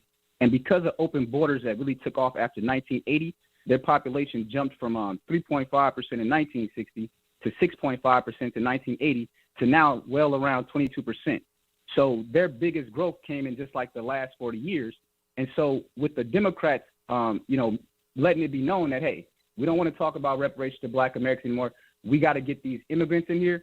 It lets you know how devious the plan is, because if you look at the Latino voting patterns over the last 10 years, more than half of the Latino men vote Republican and about 70% of the women vote Democrat. So they got to bring in a really, really massive number to indoctrinate them into the ideology that they want to indoctrinate them into. And I think that if it was anything that let black Americans know that your time is coming to an end, it was that 6th Democratic debate. That was a 2.5-hour debate. And they mentioned black Americans one time. And that one time, they chose to skip the question and start fighting for 15 minutes over how and what they're going to do for illegal immigrants that are non-citizens. Yet they want to tell you that if elected, after securing your vote, after securing their the pass to bring in another 10 million illegal immigrants, they might do a study that'll take another 2 or 3 years. And after that study's done, they'll come back on the second term and say, well, we did the study. Now we need y'all to vote for us this one last time. Oh, no. No. We need to do a study to determine if black people should get reparations. And after HR 40 is done, after we do the study, we're going to appoint a commission to examine the results of the study. And then the commission is going to ask for another study so that we can investigate what would be the best way to offer reparations to black people. At which time they'll figure out, well, after we determine, well, the best way to do it, we'll have another commission, which will analyze the results of the second study. Do you realize they can hold us off for the next 100 damn years on studies? But for gays, there's no study necessary for equality. Elizabeth Warren didn't demand a study for gays to get reparations because they couldn't get married. Oh, boo-hoo. And they're not asking for a study to determine if the Little Shell tribe should be accepted and recognized by the federal government. And they're not asking for a study for illegals who shouldn't even be on the soil. So you told us that Donald Trump needs to be impeached because no one's above the law, and yet illegal aliens are above the law, according to these people. But black folk damn sure ain't. So the worst thing we can do is sit up here and pretend that we support these people. Right now, they realize they've lost it. They are not going to talk crap about us publicly. They're going to give us lip service if we come up. But right now, their debates are centered on not bringing us up, which is why all the forums they have now, all the questions are pre-chosen to not bring us up anymore.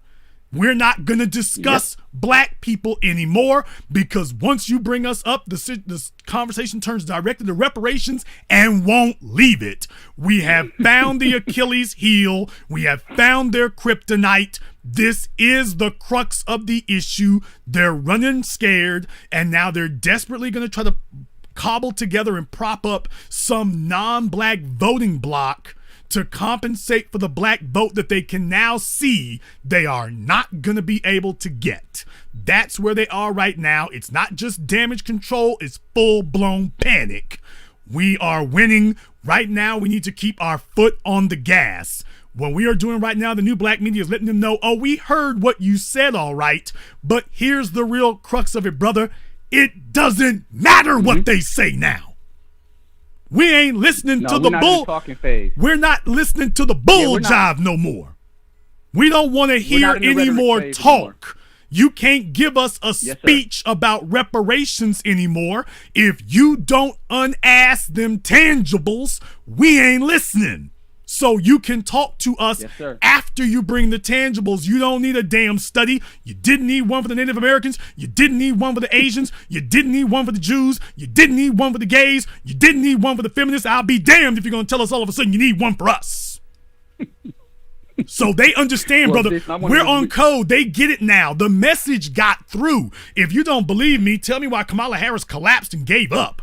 If you don't believe me, tell me why Tom Joyner is getting off the air. If you don't believe me, tell me why Roland Martin's making a damn fool of himself walking around Ghana. If they didn't get the message, tell me why Barack Obama is picking up little black babies after he wouldn't touch a black kid for 12 years. Tell me why they're doing all these antics if the message ain't got through. The message has gotten through, and they're panicking, so they're just hoping to stall for time at this point. That's what the Trump impeachment's about. They know they can't really get him out of office, but they're hoping that they can galvanize Trump haters. Let's see if we can get them together. But right now they're just desperate, brother. They'll get back anybody and everybody to compensate for that black vote that they now can clearly see is not coming, because we're demanding tangibles, and they are demonstrating to us how dedicated to not giving tangibles they actually are. And brother, I love it. I love it. You know why? Because I would rather have an honest white supremacist.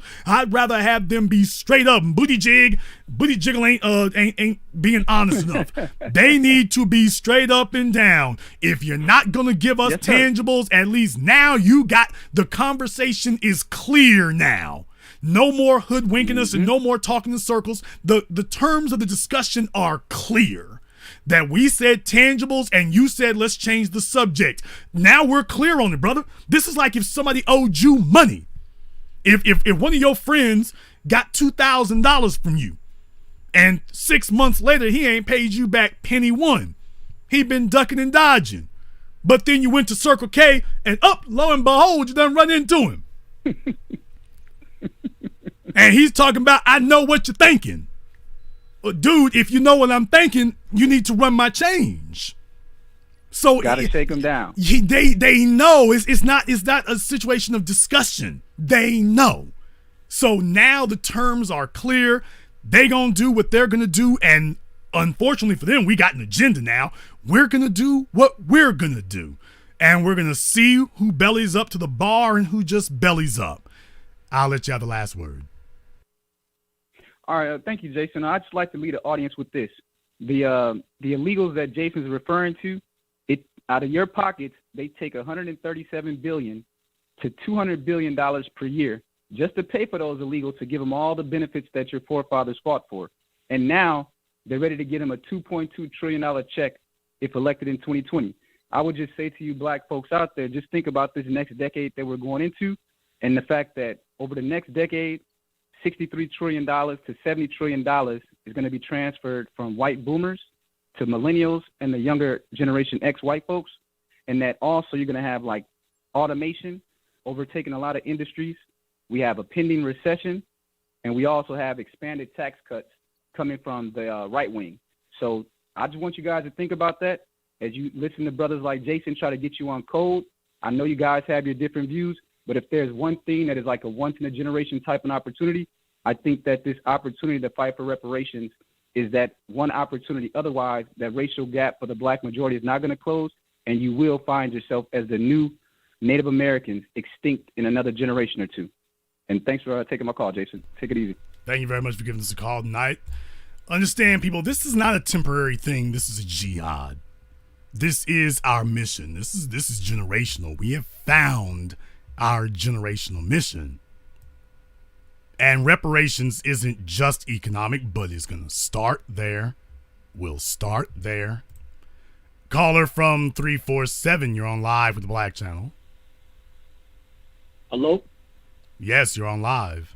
Hello? Oh, man, such an honor, man. Such an honor. This is the first-time caller. My name is Rel. I'm from Brooklyn, New York. And, I guess I'm a relatively new listener, so I just wanted to make a statement.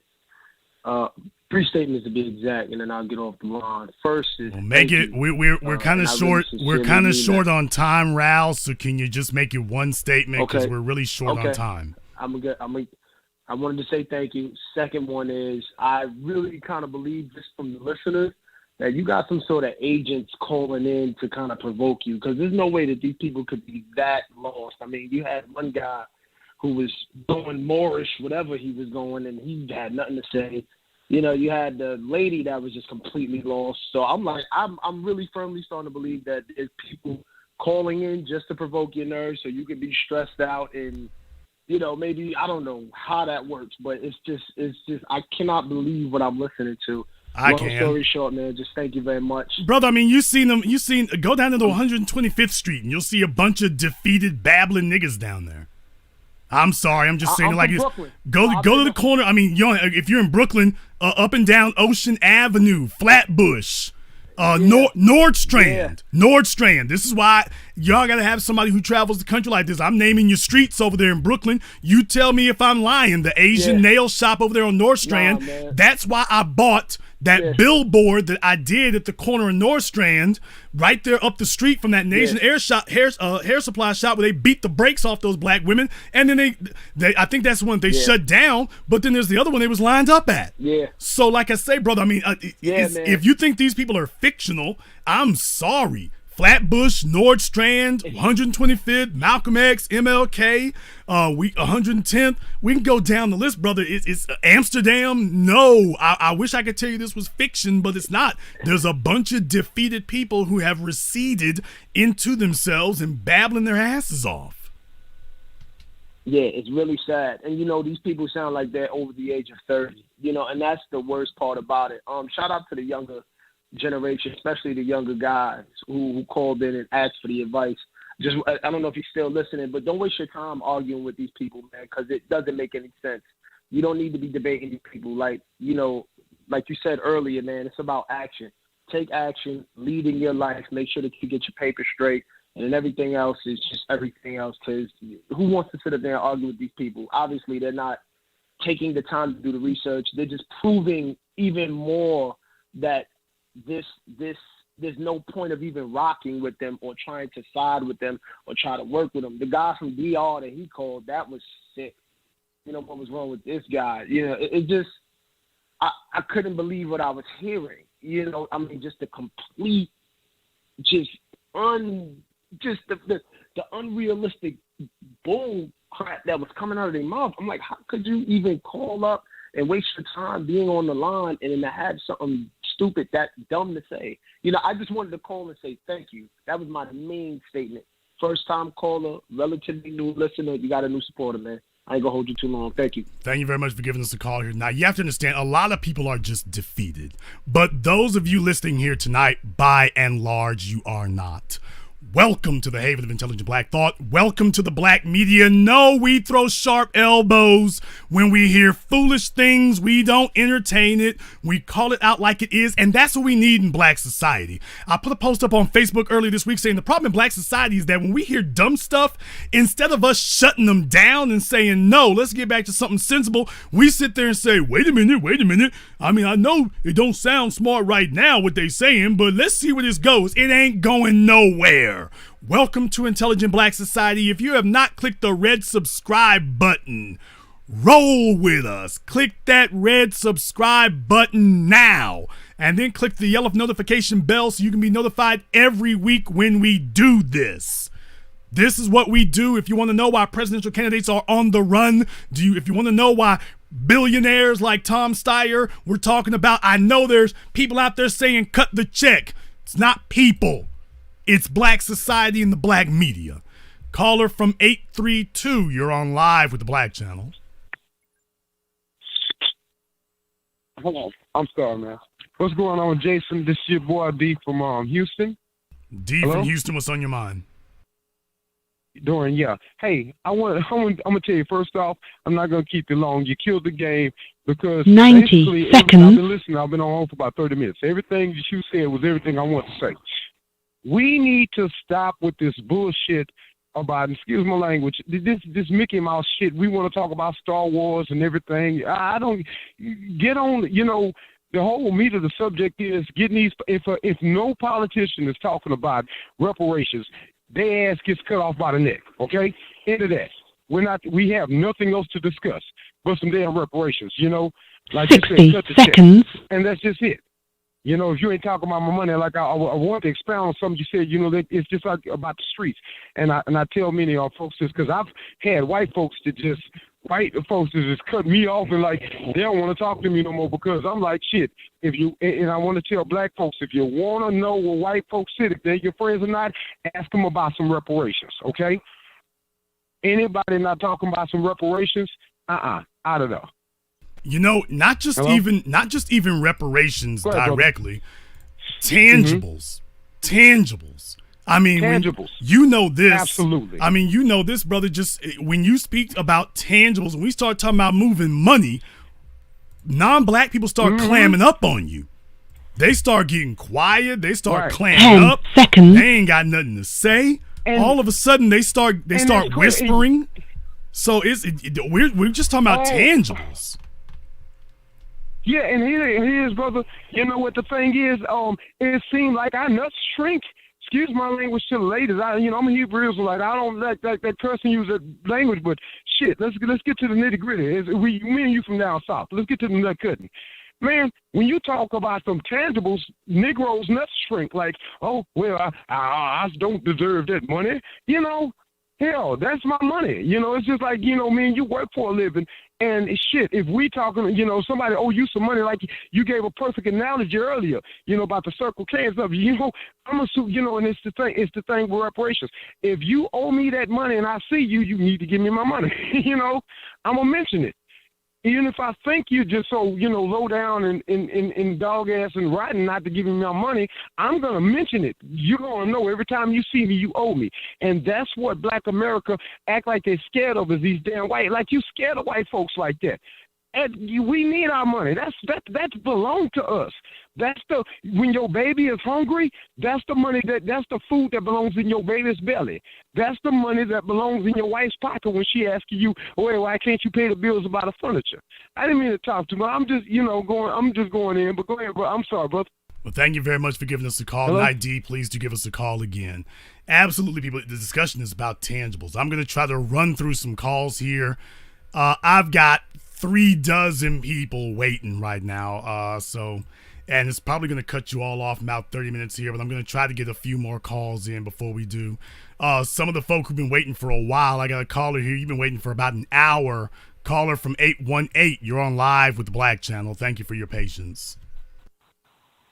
Hello? Yes, you're on live. What's Hello? your name? Where you calling from?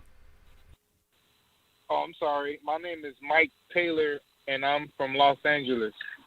Mike from Los Angeles, California. Here we go. What's on your mind, Mike?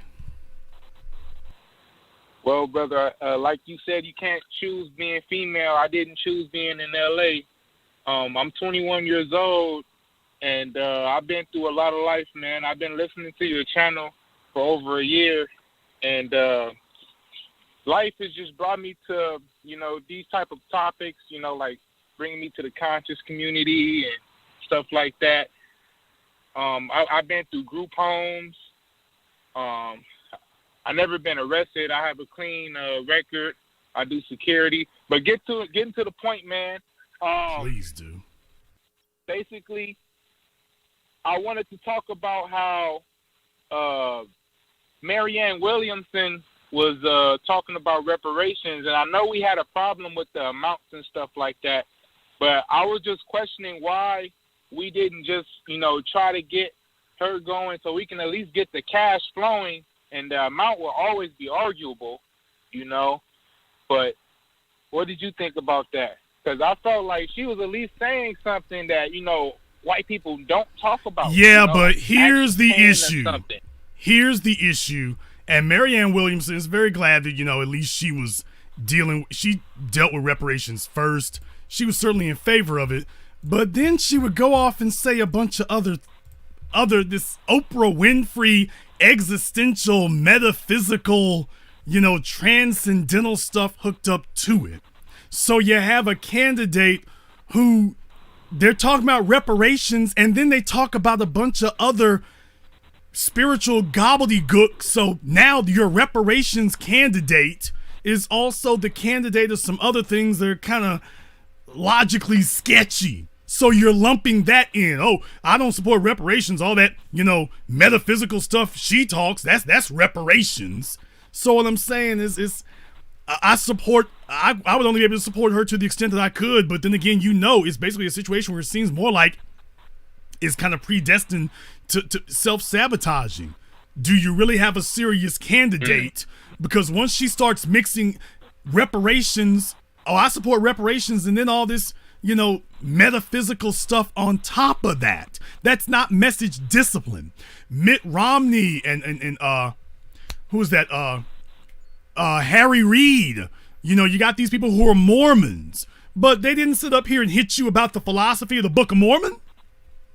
They left their spirituality completely out of it.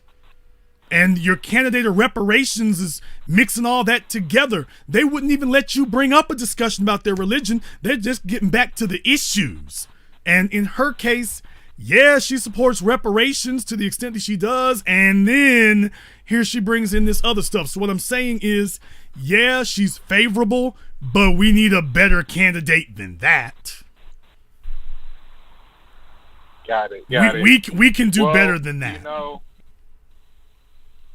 Yeah, we can wait it out. We really have to filter out who's for, our people and who's not, because whenever you speak reparations, you really can decipher, who's for us and who's against us, especially when they know the history and it's right there in front of them. They just don't want to face the facts. But last word, brother. You really understand our people, man. That's why I love about you, and I always listen to your channel, man. But I'm 21, man, and my mom, she barely was in my life. I can count her years in my life on one hand, and I was raised by my great-grandmother. She's defeated, man, and my grandpa was a father figure early in my life. He passed away. My actual father is unknown. And my great-grandma, she was abusive. She kicked me out at 13. That's how I ended up in group homes and stuff, man. But I tell you one thing. I've learned a lot from my experiences. And I'm down, but I'm not out. I box and stuff. And well, there's a lot of young black people out there. That when the crack epidemic hit California, and it did a lot. That crack hit the inner city, and it did a lot in a lot of our major inner city areas. It did a lot, especially in California. And a lot of y'all were really left in a bad situation. Y'all, pretty much most of your generation is only one step away from a crackhead somewhere in your family, whether it's your mom, your dad, grandfather, or both, all the above, and it was really, really tough. However, I have faith in you. I have faith in you that even though you were given dirt, you got the ability to make gold out of it. I am convinced. I have faith in you to be able to do that. It will not be easy.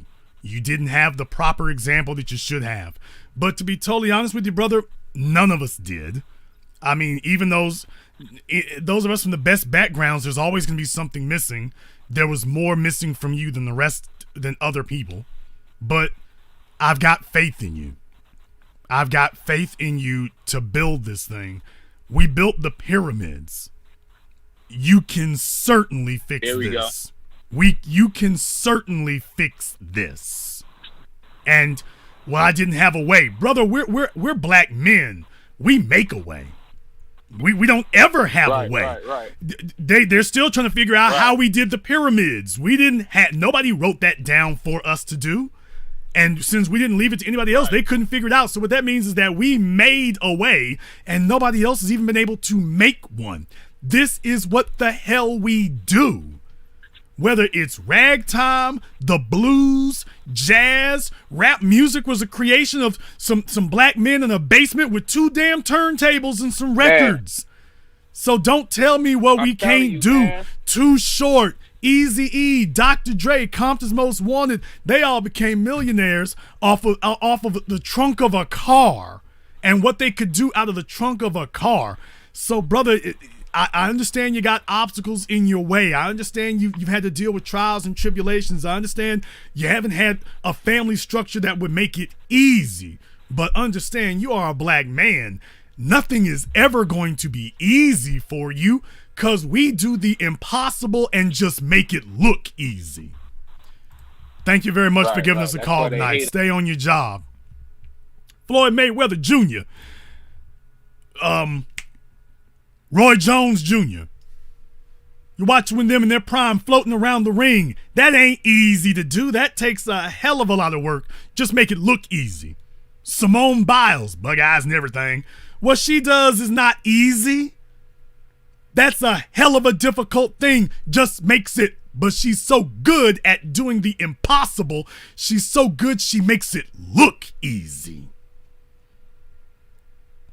That's what it means to be black. Being black means doing the impossible and making it, being so damn good at it that it looks easy. Everybody else is looking at you like, did you see that? I mean, wow, it must be easy because you're doing it so effortlessly. No, it's called mastery. And mastery came from a hell of a lot of hard work. Things that would break other people don't break you. That's what it means to be black. Things that would break other people don't break you.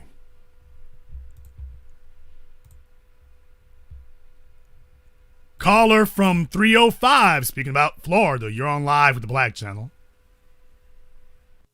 How you doing? This is Devontae from Miami, Florida. Devontae from Miami. What's on your mind, brother?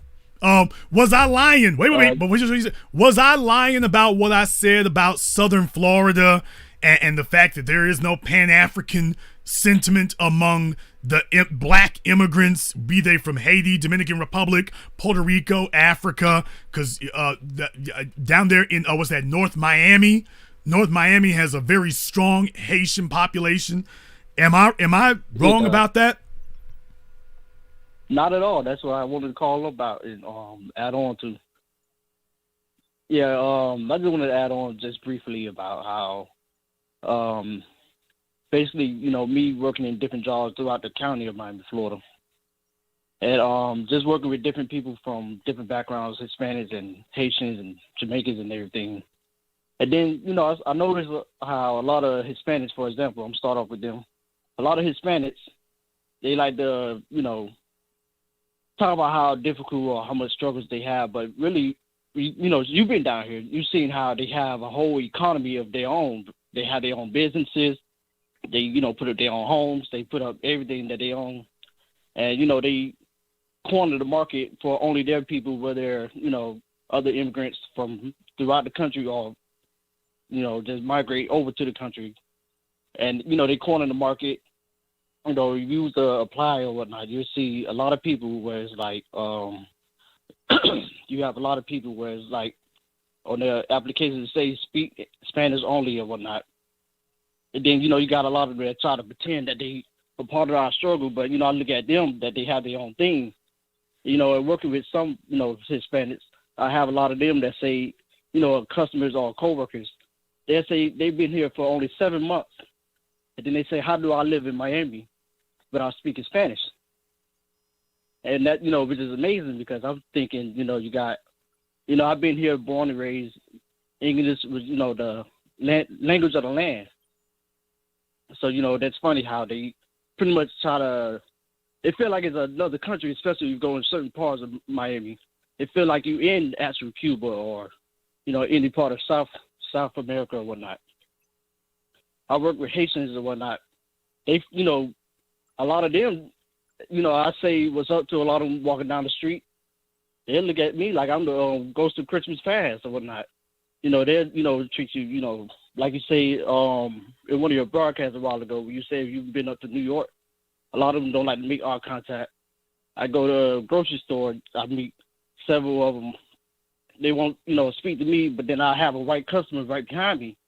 They, oh, hey, how you doing, So I just want to just touch on and add on to how you were saying, a lot of them, don't like to associate with Black Americans or whatnot because they feel like they're a level above. They pretend to be a part of the struggle, but they protect the status quo because they understand the status quo, that they understand the racial hierarchy and where they belong. Okay. That first. Well, thank you very much for giving us a call tonight, brother. Please do give us a call again. Let me get another call here from 305. You're on live with the Black Channel. Caller from 305, last try. You're on live. Wake up. Hello, can you hear me? Yes. What's your name? Where you calling from? Oh, wow. Yeah, this is Gene from South Florida. Gene, where at in South first Florida, generation. Gene? Where at South Florida, Gene? Fort Lauderdale. Fort Lauderdale. What's on your mind? Fort Lauderdale. Yeah, I would like to say I'm really thankful for a lot of this information and things that you explain. It's very eye-opening for me, and I really appreciate what you're doing. Along with piggybacking off what the guy from Miami, yes, down in Miami, Dade County, it's like you have to know Spanish. It's like it is like a whole nother country down there. I have my sister that works down there as a teacher, and she just got finished, going into like a university, and it's like after she got out, it's like they cornered the market. It's like she can't get any work at all, and it's bottleneck. Right, so, but here's the real thing, though, brother. But are they trying to link up with you? Are they trying to unite with you? Because here's the thing. Among white Latinos, California, Florida, whatever, whether you speak the language or not, there is still going to be camaraderie. There is still going to be friendship. The ones who are bilingual and the ones who only speak Spanish or the ones who only speak English, as long as you are on code, they with you. Can you tell me where the code is to get on with these black immigrants? The black immigrants? Well, I'll be honest with you. There is a older, more like previous mindset of people that were coming in that had I would say like had blinders on, like a more colonized mindset where it was like, okay, you're going into this country and you have, African Americans, black people, and they're like this, they're like that, they're hostile. You have to stay away.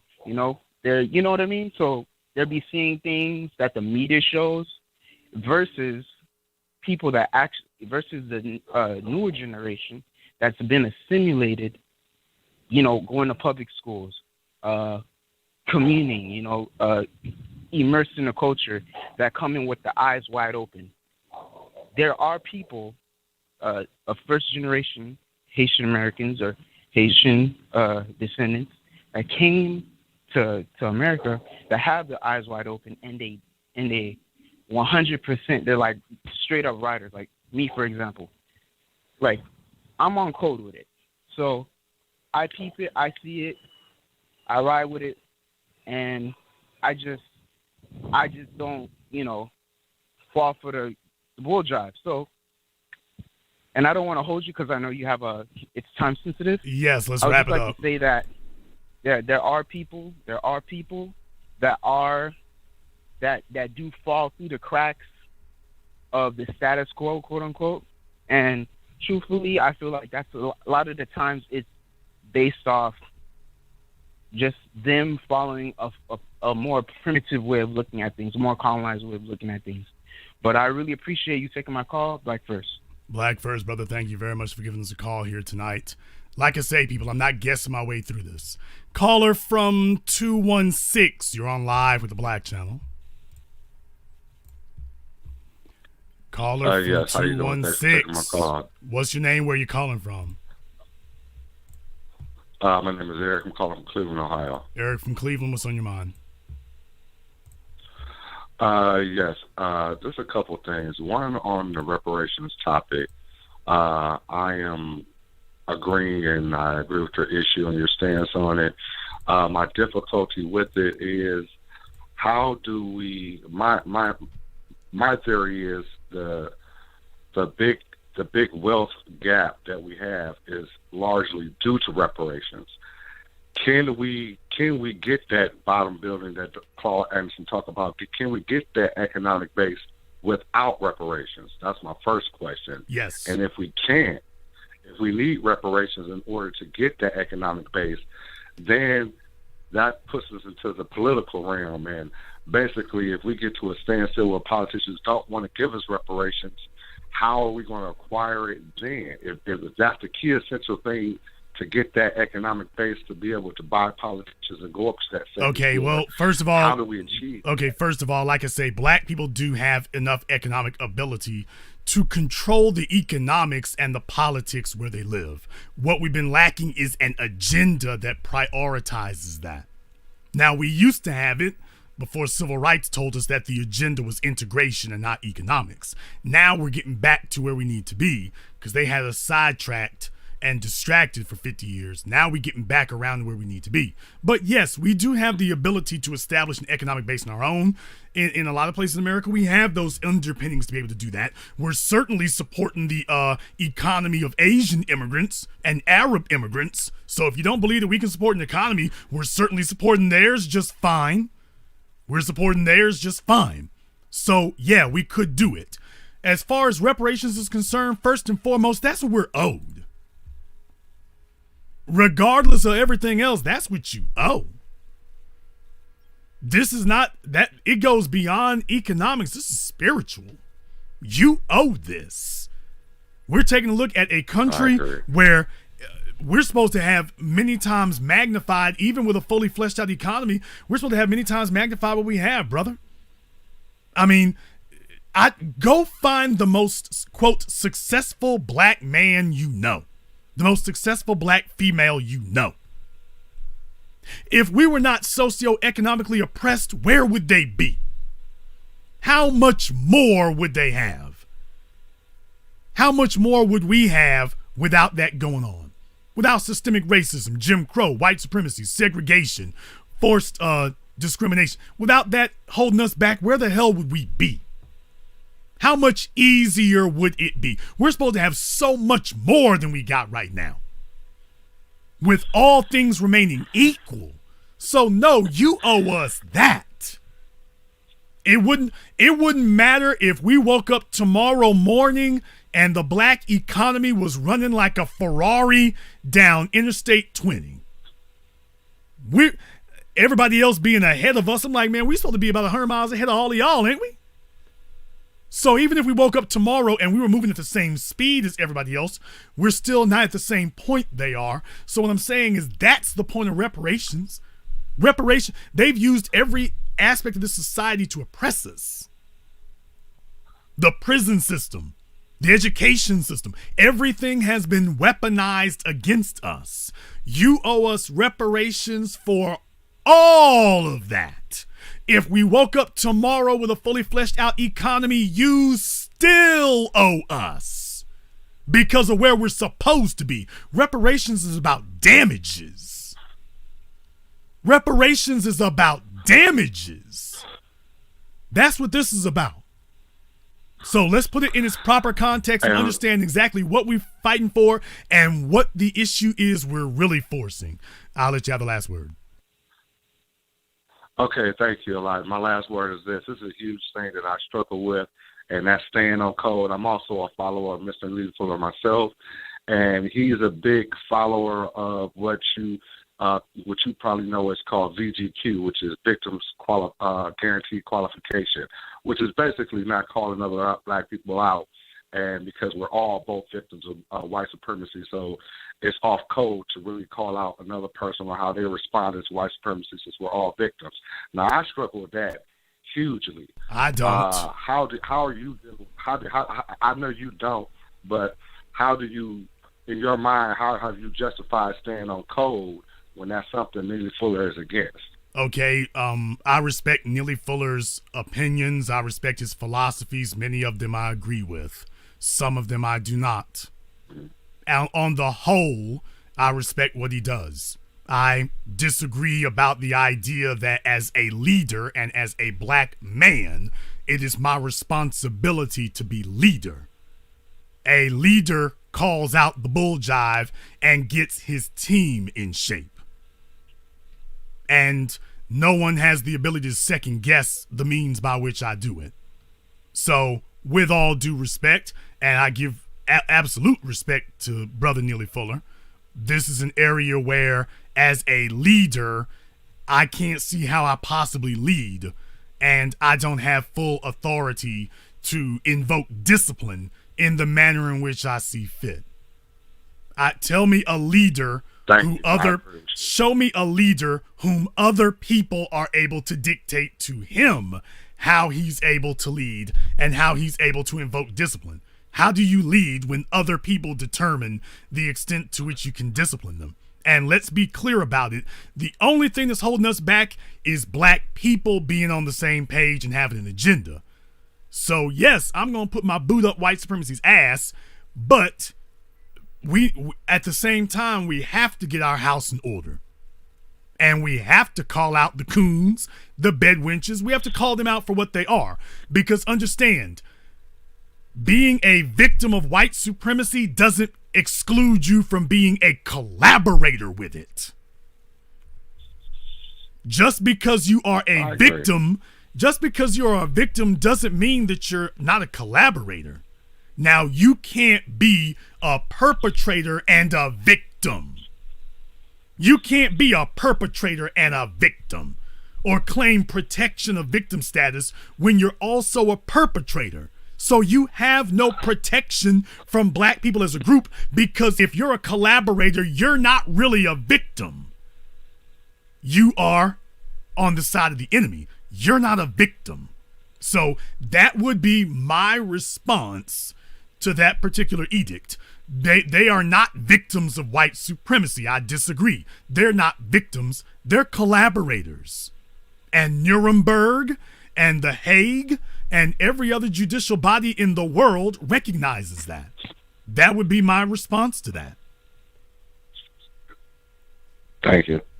Thank you very much for giving us a call here tonight. Please do give us a call again. And maximum respect to Neely Fuller on that. But like I say, definitely in an actionable way, that's the position that I think we need to come at it from. These are not victims. A victim is somebody who is in a position they don't want to be in. When you start helping other people to victimize the group, you're not a victim anymore. You're a collaborator. And the fact that you don't realize that you're a powerless collaborator, that doesn't change it. That doesn't change it. You're still a collaborator, and you should be treated accordingly. Caller from 720, you're on live with the Black Channel. How you doing, Mr. Jason Black? This is Winston from Denver, Colorado. Can you hear me? Winston from Denver, what's on your mind, brother? Hey, just reaching out to you in this late night, appreciating your work. I'm surrounded, man, out here in Denver, Colorado, by Mexicans and whites. And it is impossible to see any type of black and brown togetherness, or even liberal and FBA and ADOS togetherness out here. It's insane. So I'm listening to the down south opinion on immigrants, and I can tell you from, wherever you want to consider this, middle America, that it's nationwide, man. It's nationwide with the immigrants not hiring us, opening up stores in the community, and you go up in there in an all Ethiopian store, ain't no ADOS or FBA. You go into a Mexican store, same thing. They don't hire us. Well, brother, but you got to understand. Denver has been a hotbed of interracialism now. They prided themselves on it now for 20 damn years in black society out there. When they built that airport, right. Wellington Webb, black folk went to Denver, and first of all, there were a lot of immigrants from California. That's the first of all. A bunch of expatriates from California. Yeah. Bunch of people moved north up into Washington, Oregon, but the ones who went east, they landed in Denver. So that's why you all got the gay thing and the weed thing and whatnot. So a lot of the deviants from California landed and made a home for themselves in Denver. But black folk as a group in Denver, they ain't been building nothing, brother. They ain't been building nothing. They ain't trying to build nothing. Wellington Webb got in the office. Black folks sat their asses down. They figured Terrell Davis was the end-all and be-all of every damn thing. You had Wellington Webb. Oh, brother, I know my coast to coast. This is why I'm the black media.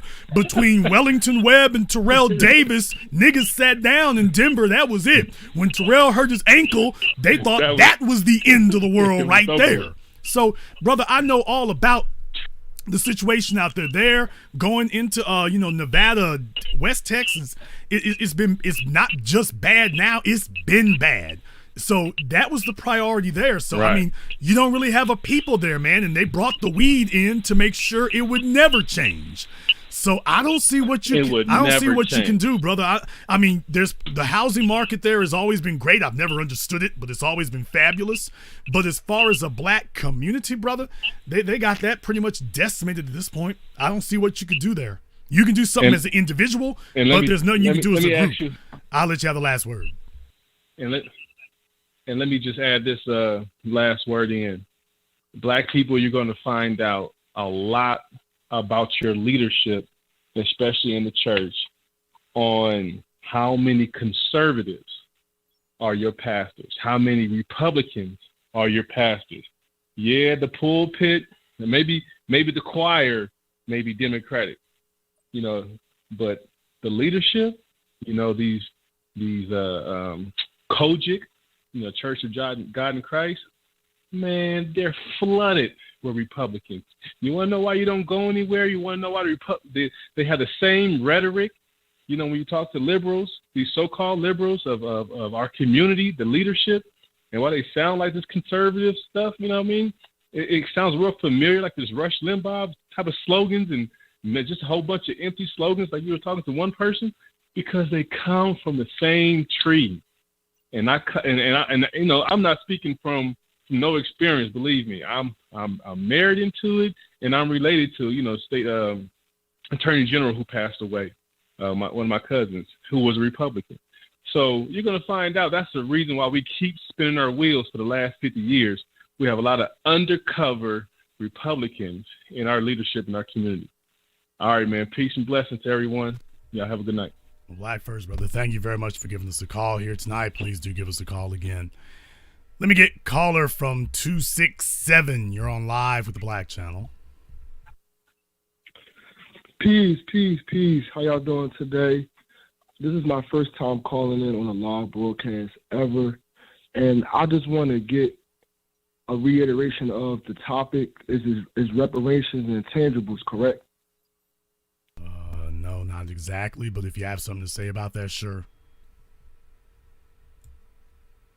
Okay, I just wanted to know what the topic was, but all I have to say is, if it's not real estate, if it's not my land first, then we can't really make any progress, because what we being ruled by is institutions and corporations. That's what we being ruled by. And you and people want reparations in the form of money, But what are you going to do with the money if you don't have any knowledge of yourself? Okay, what are you going to do with land if you have no money to develop the land afterward? We need both. Okay, brother, no. We can't play that. No, we can't play that. No. Today, if I gave you 200 acres of land today and no money, what would you be able to do with the land after I give you the money? The first step is to make it agricultural. Okay, well, how you going to do that with no money? Okay, now that we've addressed that issue, let's do the inverse of that. If you give me money, $200 million, and no land, what can I do with the money after you give it to me? That's what I'm saying. Okay, so what we have determined is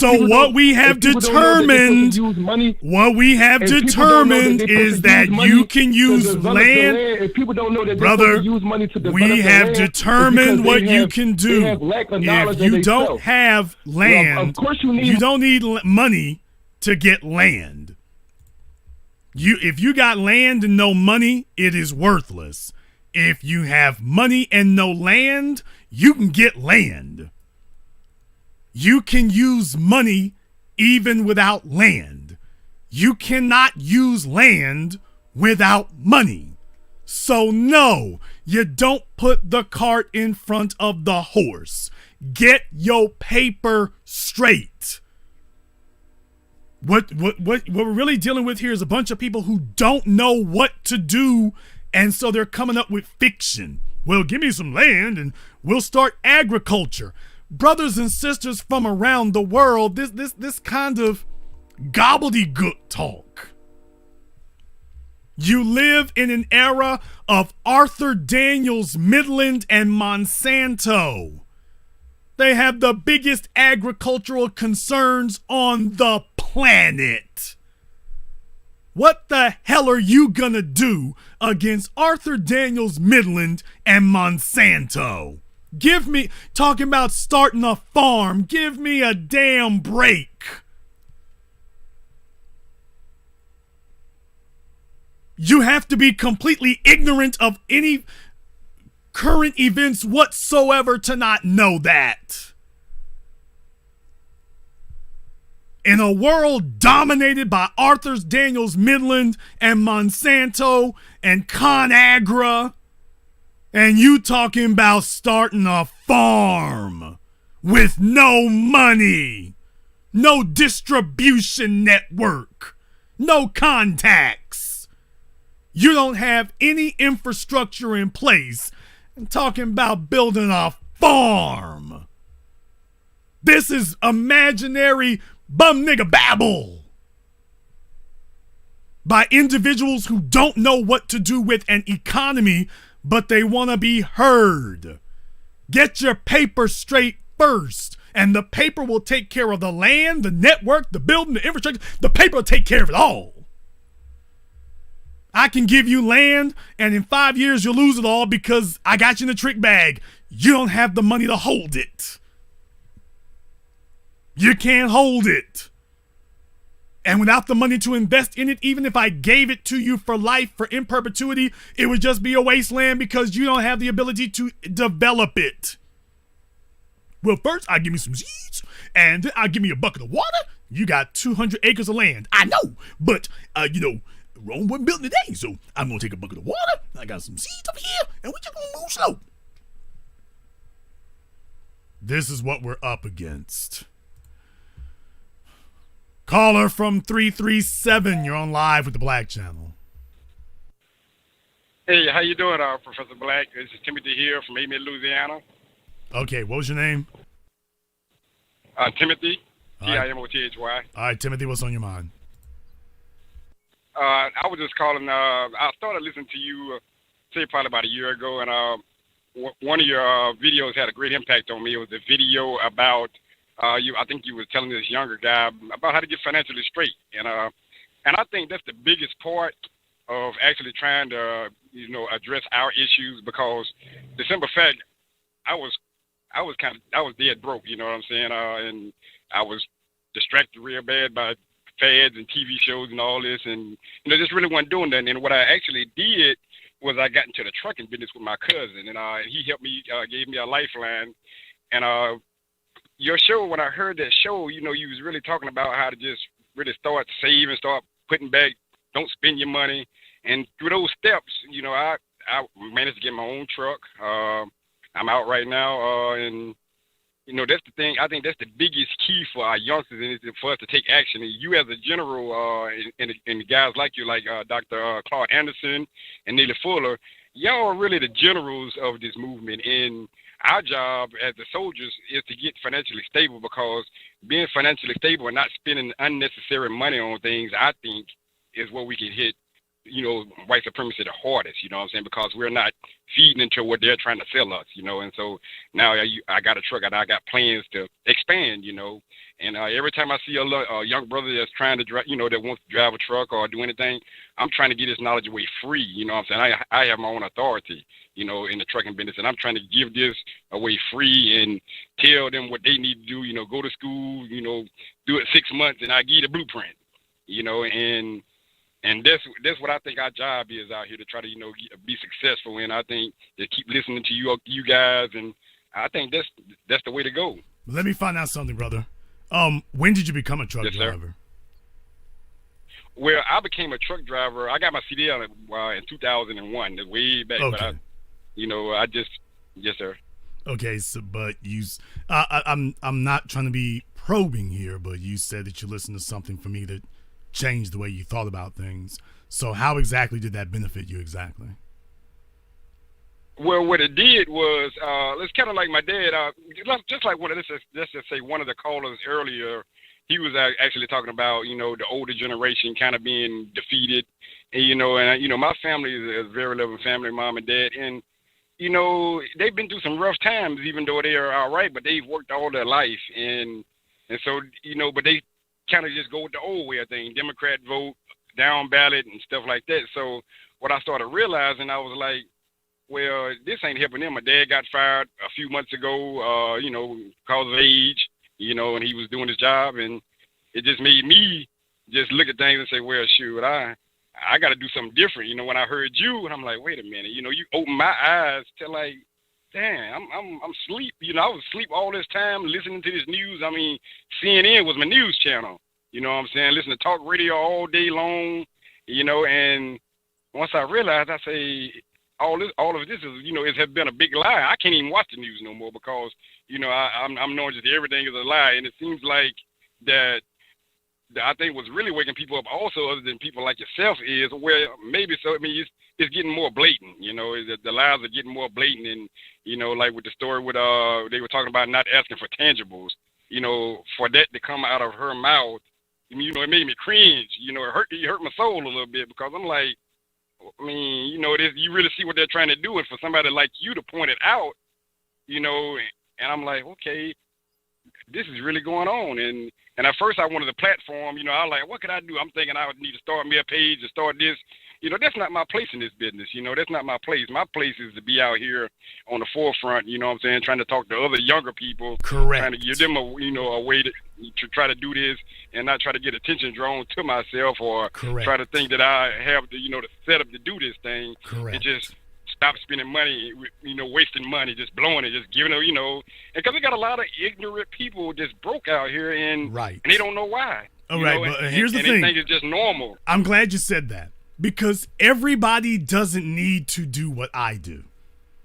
To the people who do, that's great and everything like that. Is very, very few, but everybody doesn't need to do what I do. We need folk who do what you do.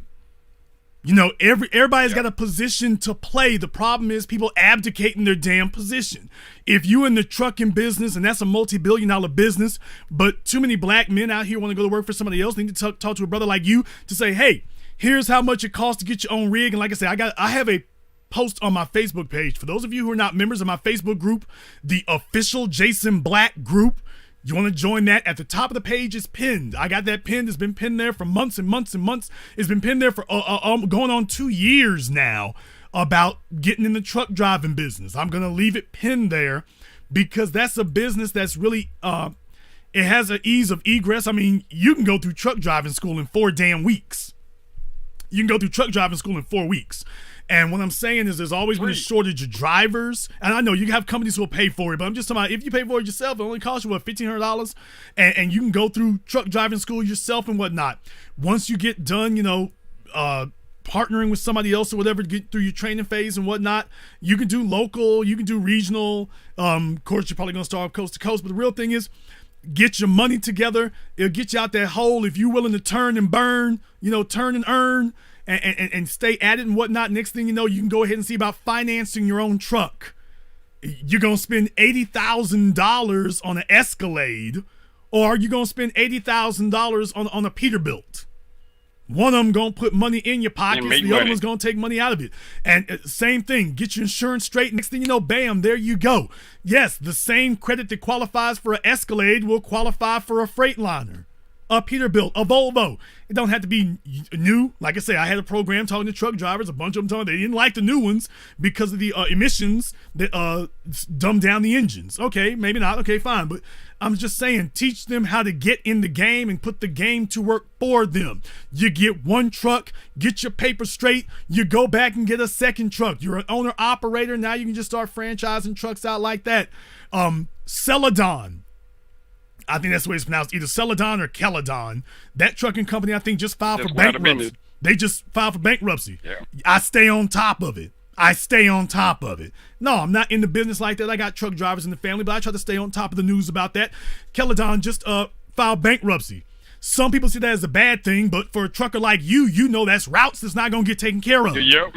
That's the first thing. Am I lying? That's the first thing you thought of. Well, there's routes that's not going to get taken care of now. Yep.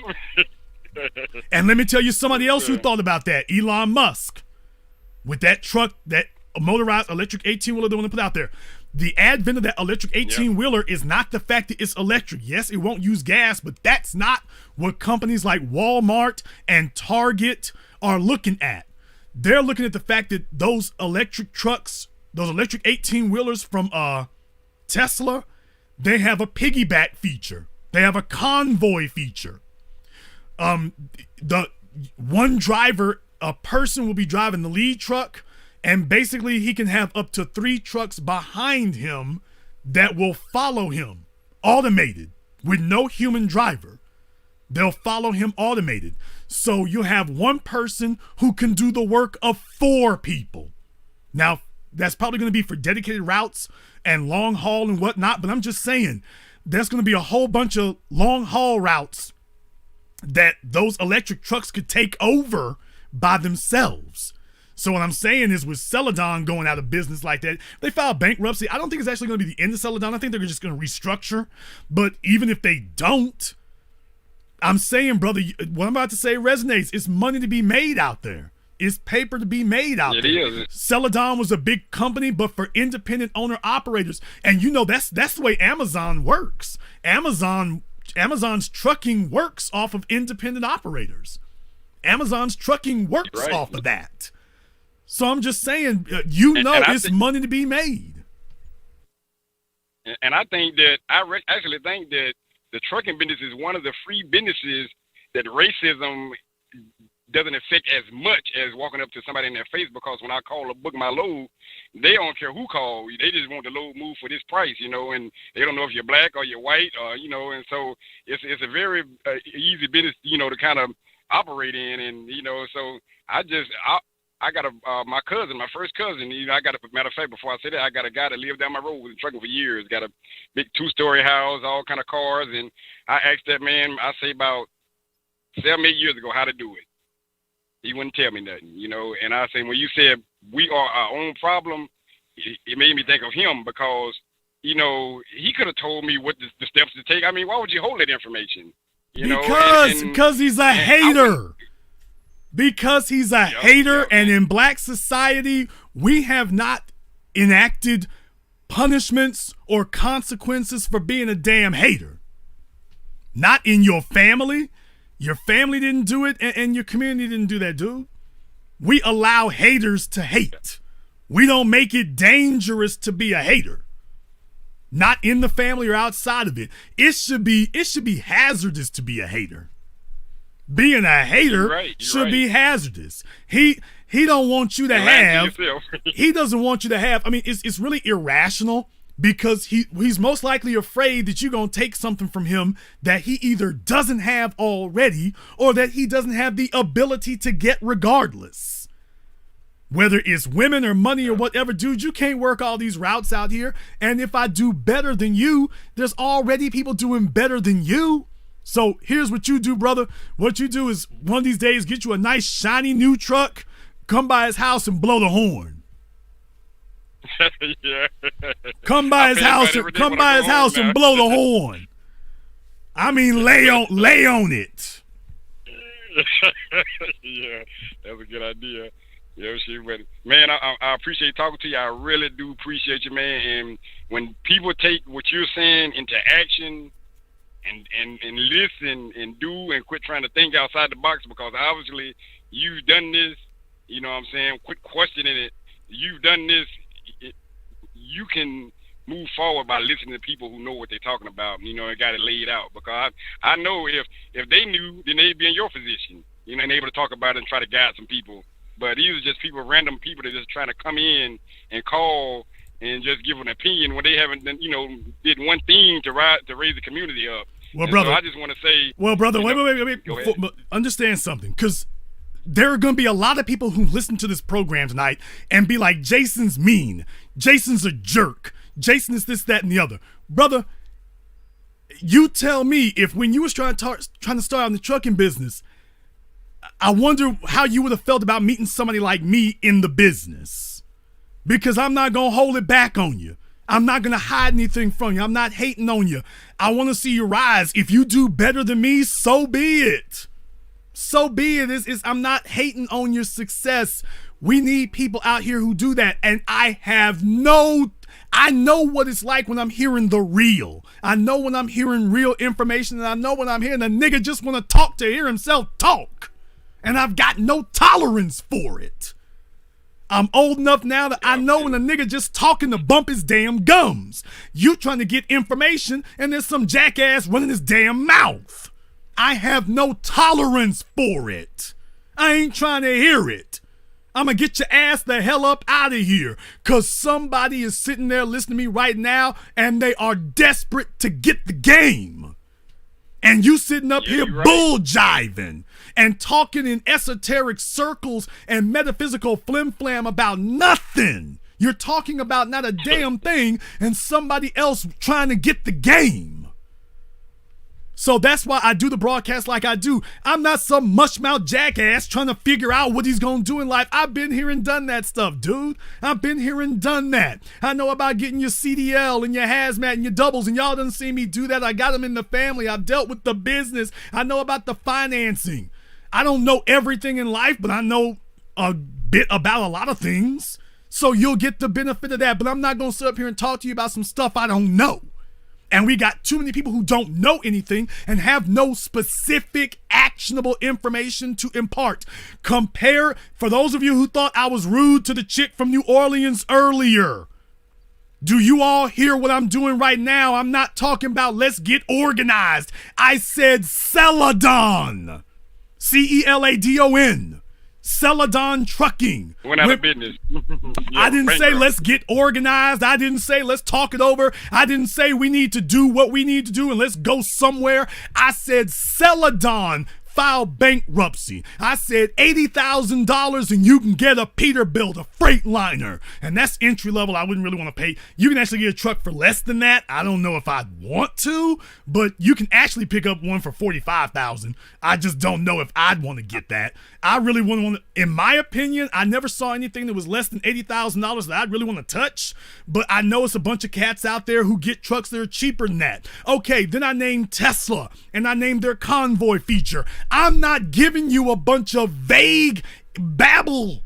I'm giving you specifics you can act on. Now, when I talk about truck driving school, there's some you can get through $800, others you can get through at $1,500. Hell, and a bunch of them give you student loans, student aid, financing to get through it. Unemployment program unemployment office got programs to give it to you for free. Right, unemployment office or companies. There are companies that will pay for your training either through a school or through their company.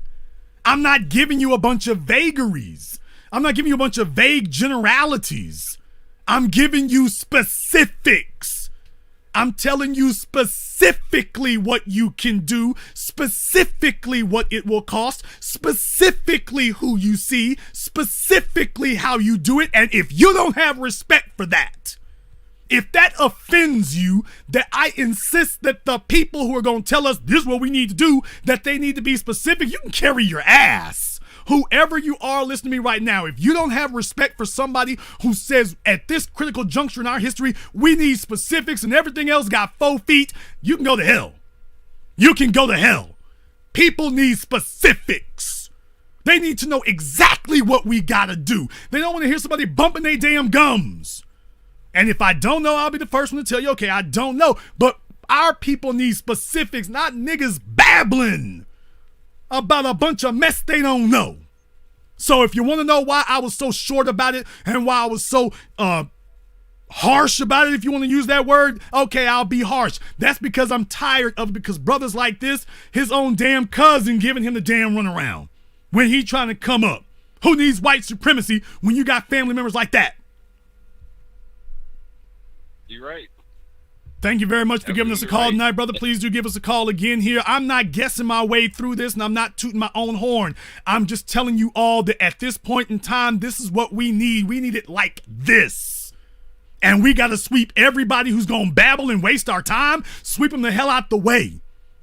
And now you see the specific difference. He didn't have to give me the information. I got the information. I know what he's doing, and I know if he's going to do it wrong. I got folk in my family who do this. I've got friends who do this, business relations who do this. Trucking was never my thing because I'm not comfortable with the liability of it. These people drive crazy enough on the freeway alone. I mean, I'm in a big truck. I guess I don't have to be worried about an accident, but I just never was comfortable with it for me personally, but I know the game. I know the deal, and I'm not going to talk about something I don't know. I know about the financing. I know about repairs. I know about franchising. I know about owner-operator. I know about trucking. I know about the certifications. Yeah, I know that. And now I can come and talk to you about it. And what I don't know, I won't try to bluff my way through. I'll point to the other people and say, hey, talk to these people over here. They know. If you're not a member of the official Jason Black group on Facebook, those are the words, official Jason Black group on Facebook, join it at the very top. Or you don't even really have to join it. You can actually see the page, whether you're a member or not. Pinned at the very top is a post about truck driving. For anybody who wants the information, wants the game, it's a bunch of people there giving out the game.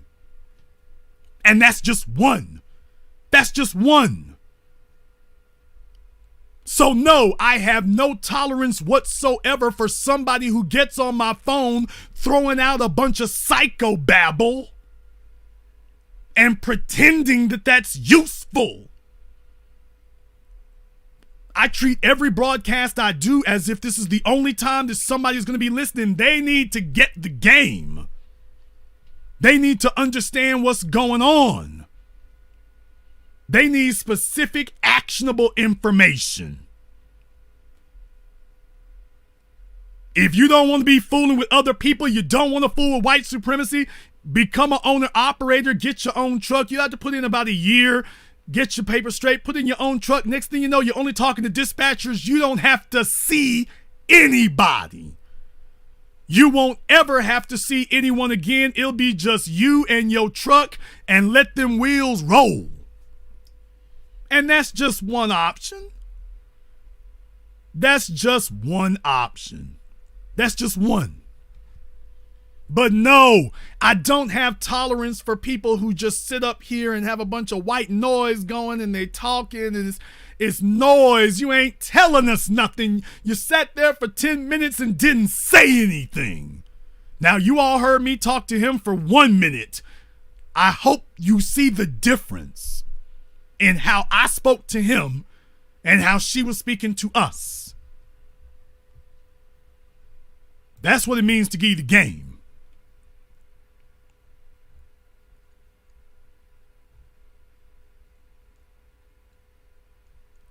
Let me get caller from 248. You're on live with the Black Channel. Yes, it's Clarkon Jackson calling from Michigan.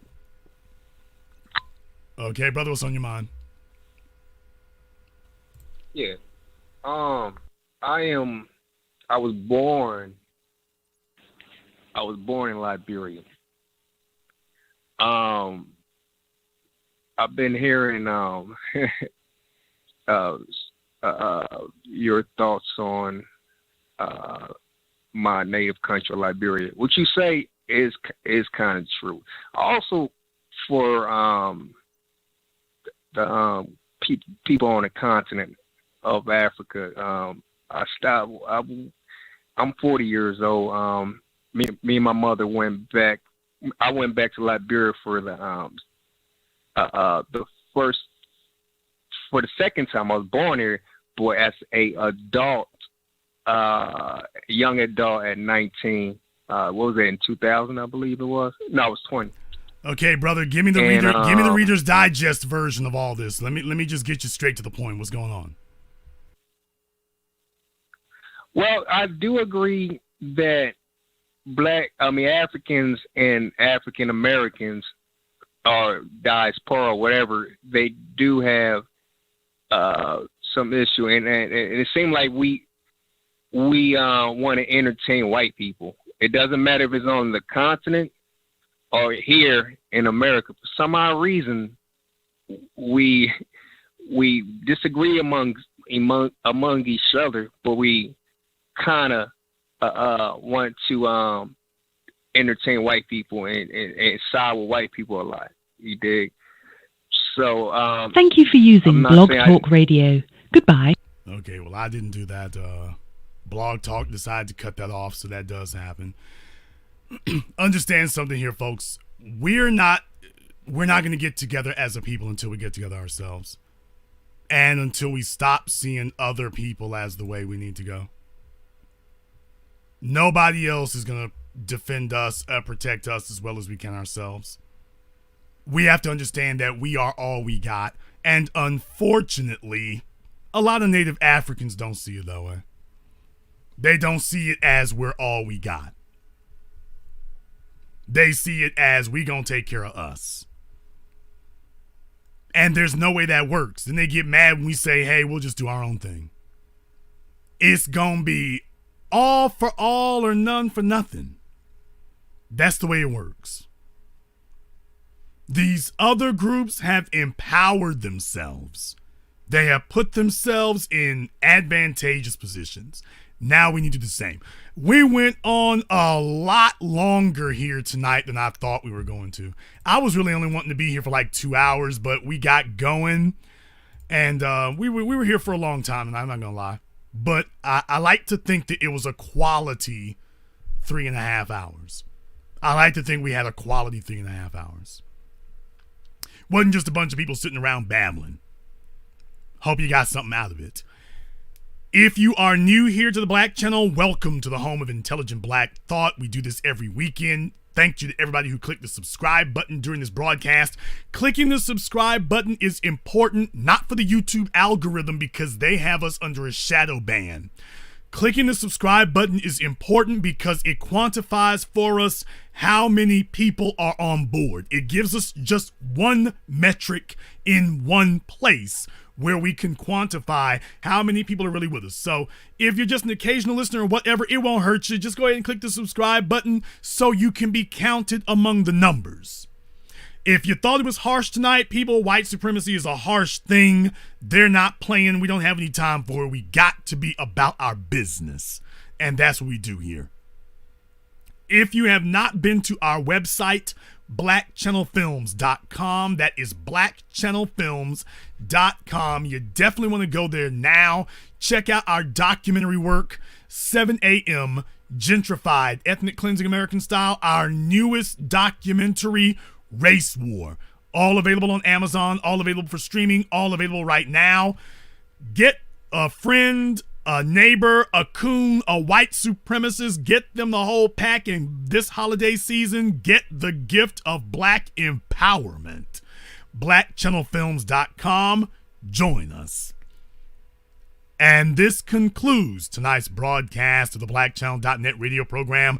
I am your host, your brother, your humble servant, the Black Authority. And until next time, my brothers and my sisters from around the world, remember, black is the future, and the future is uncompromising.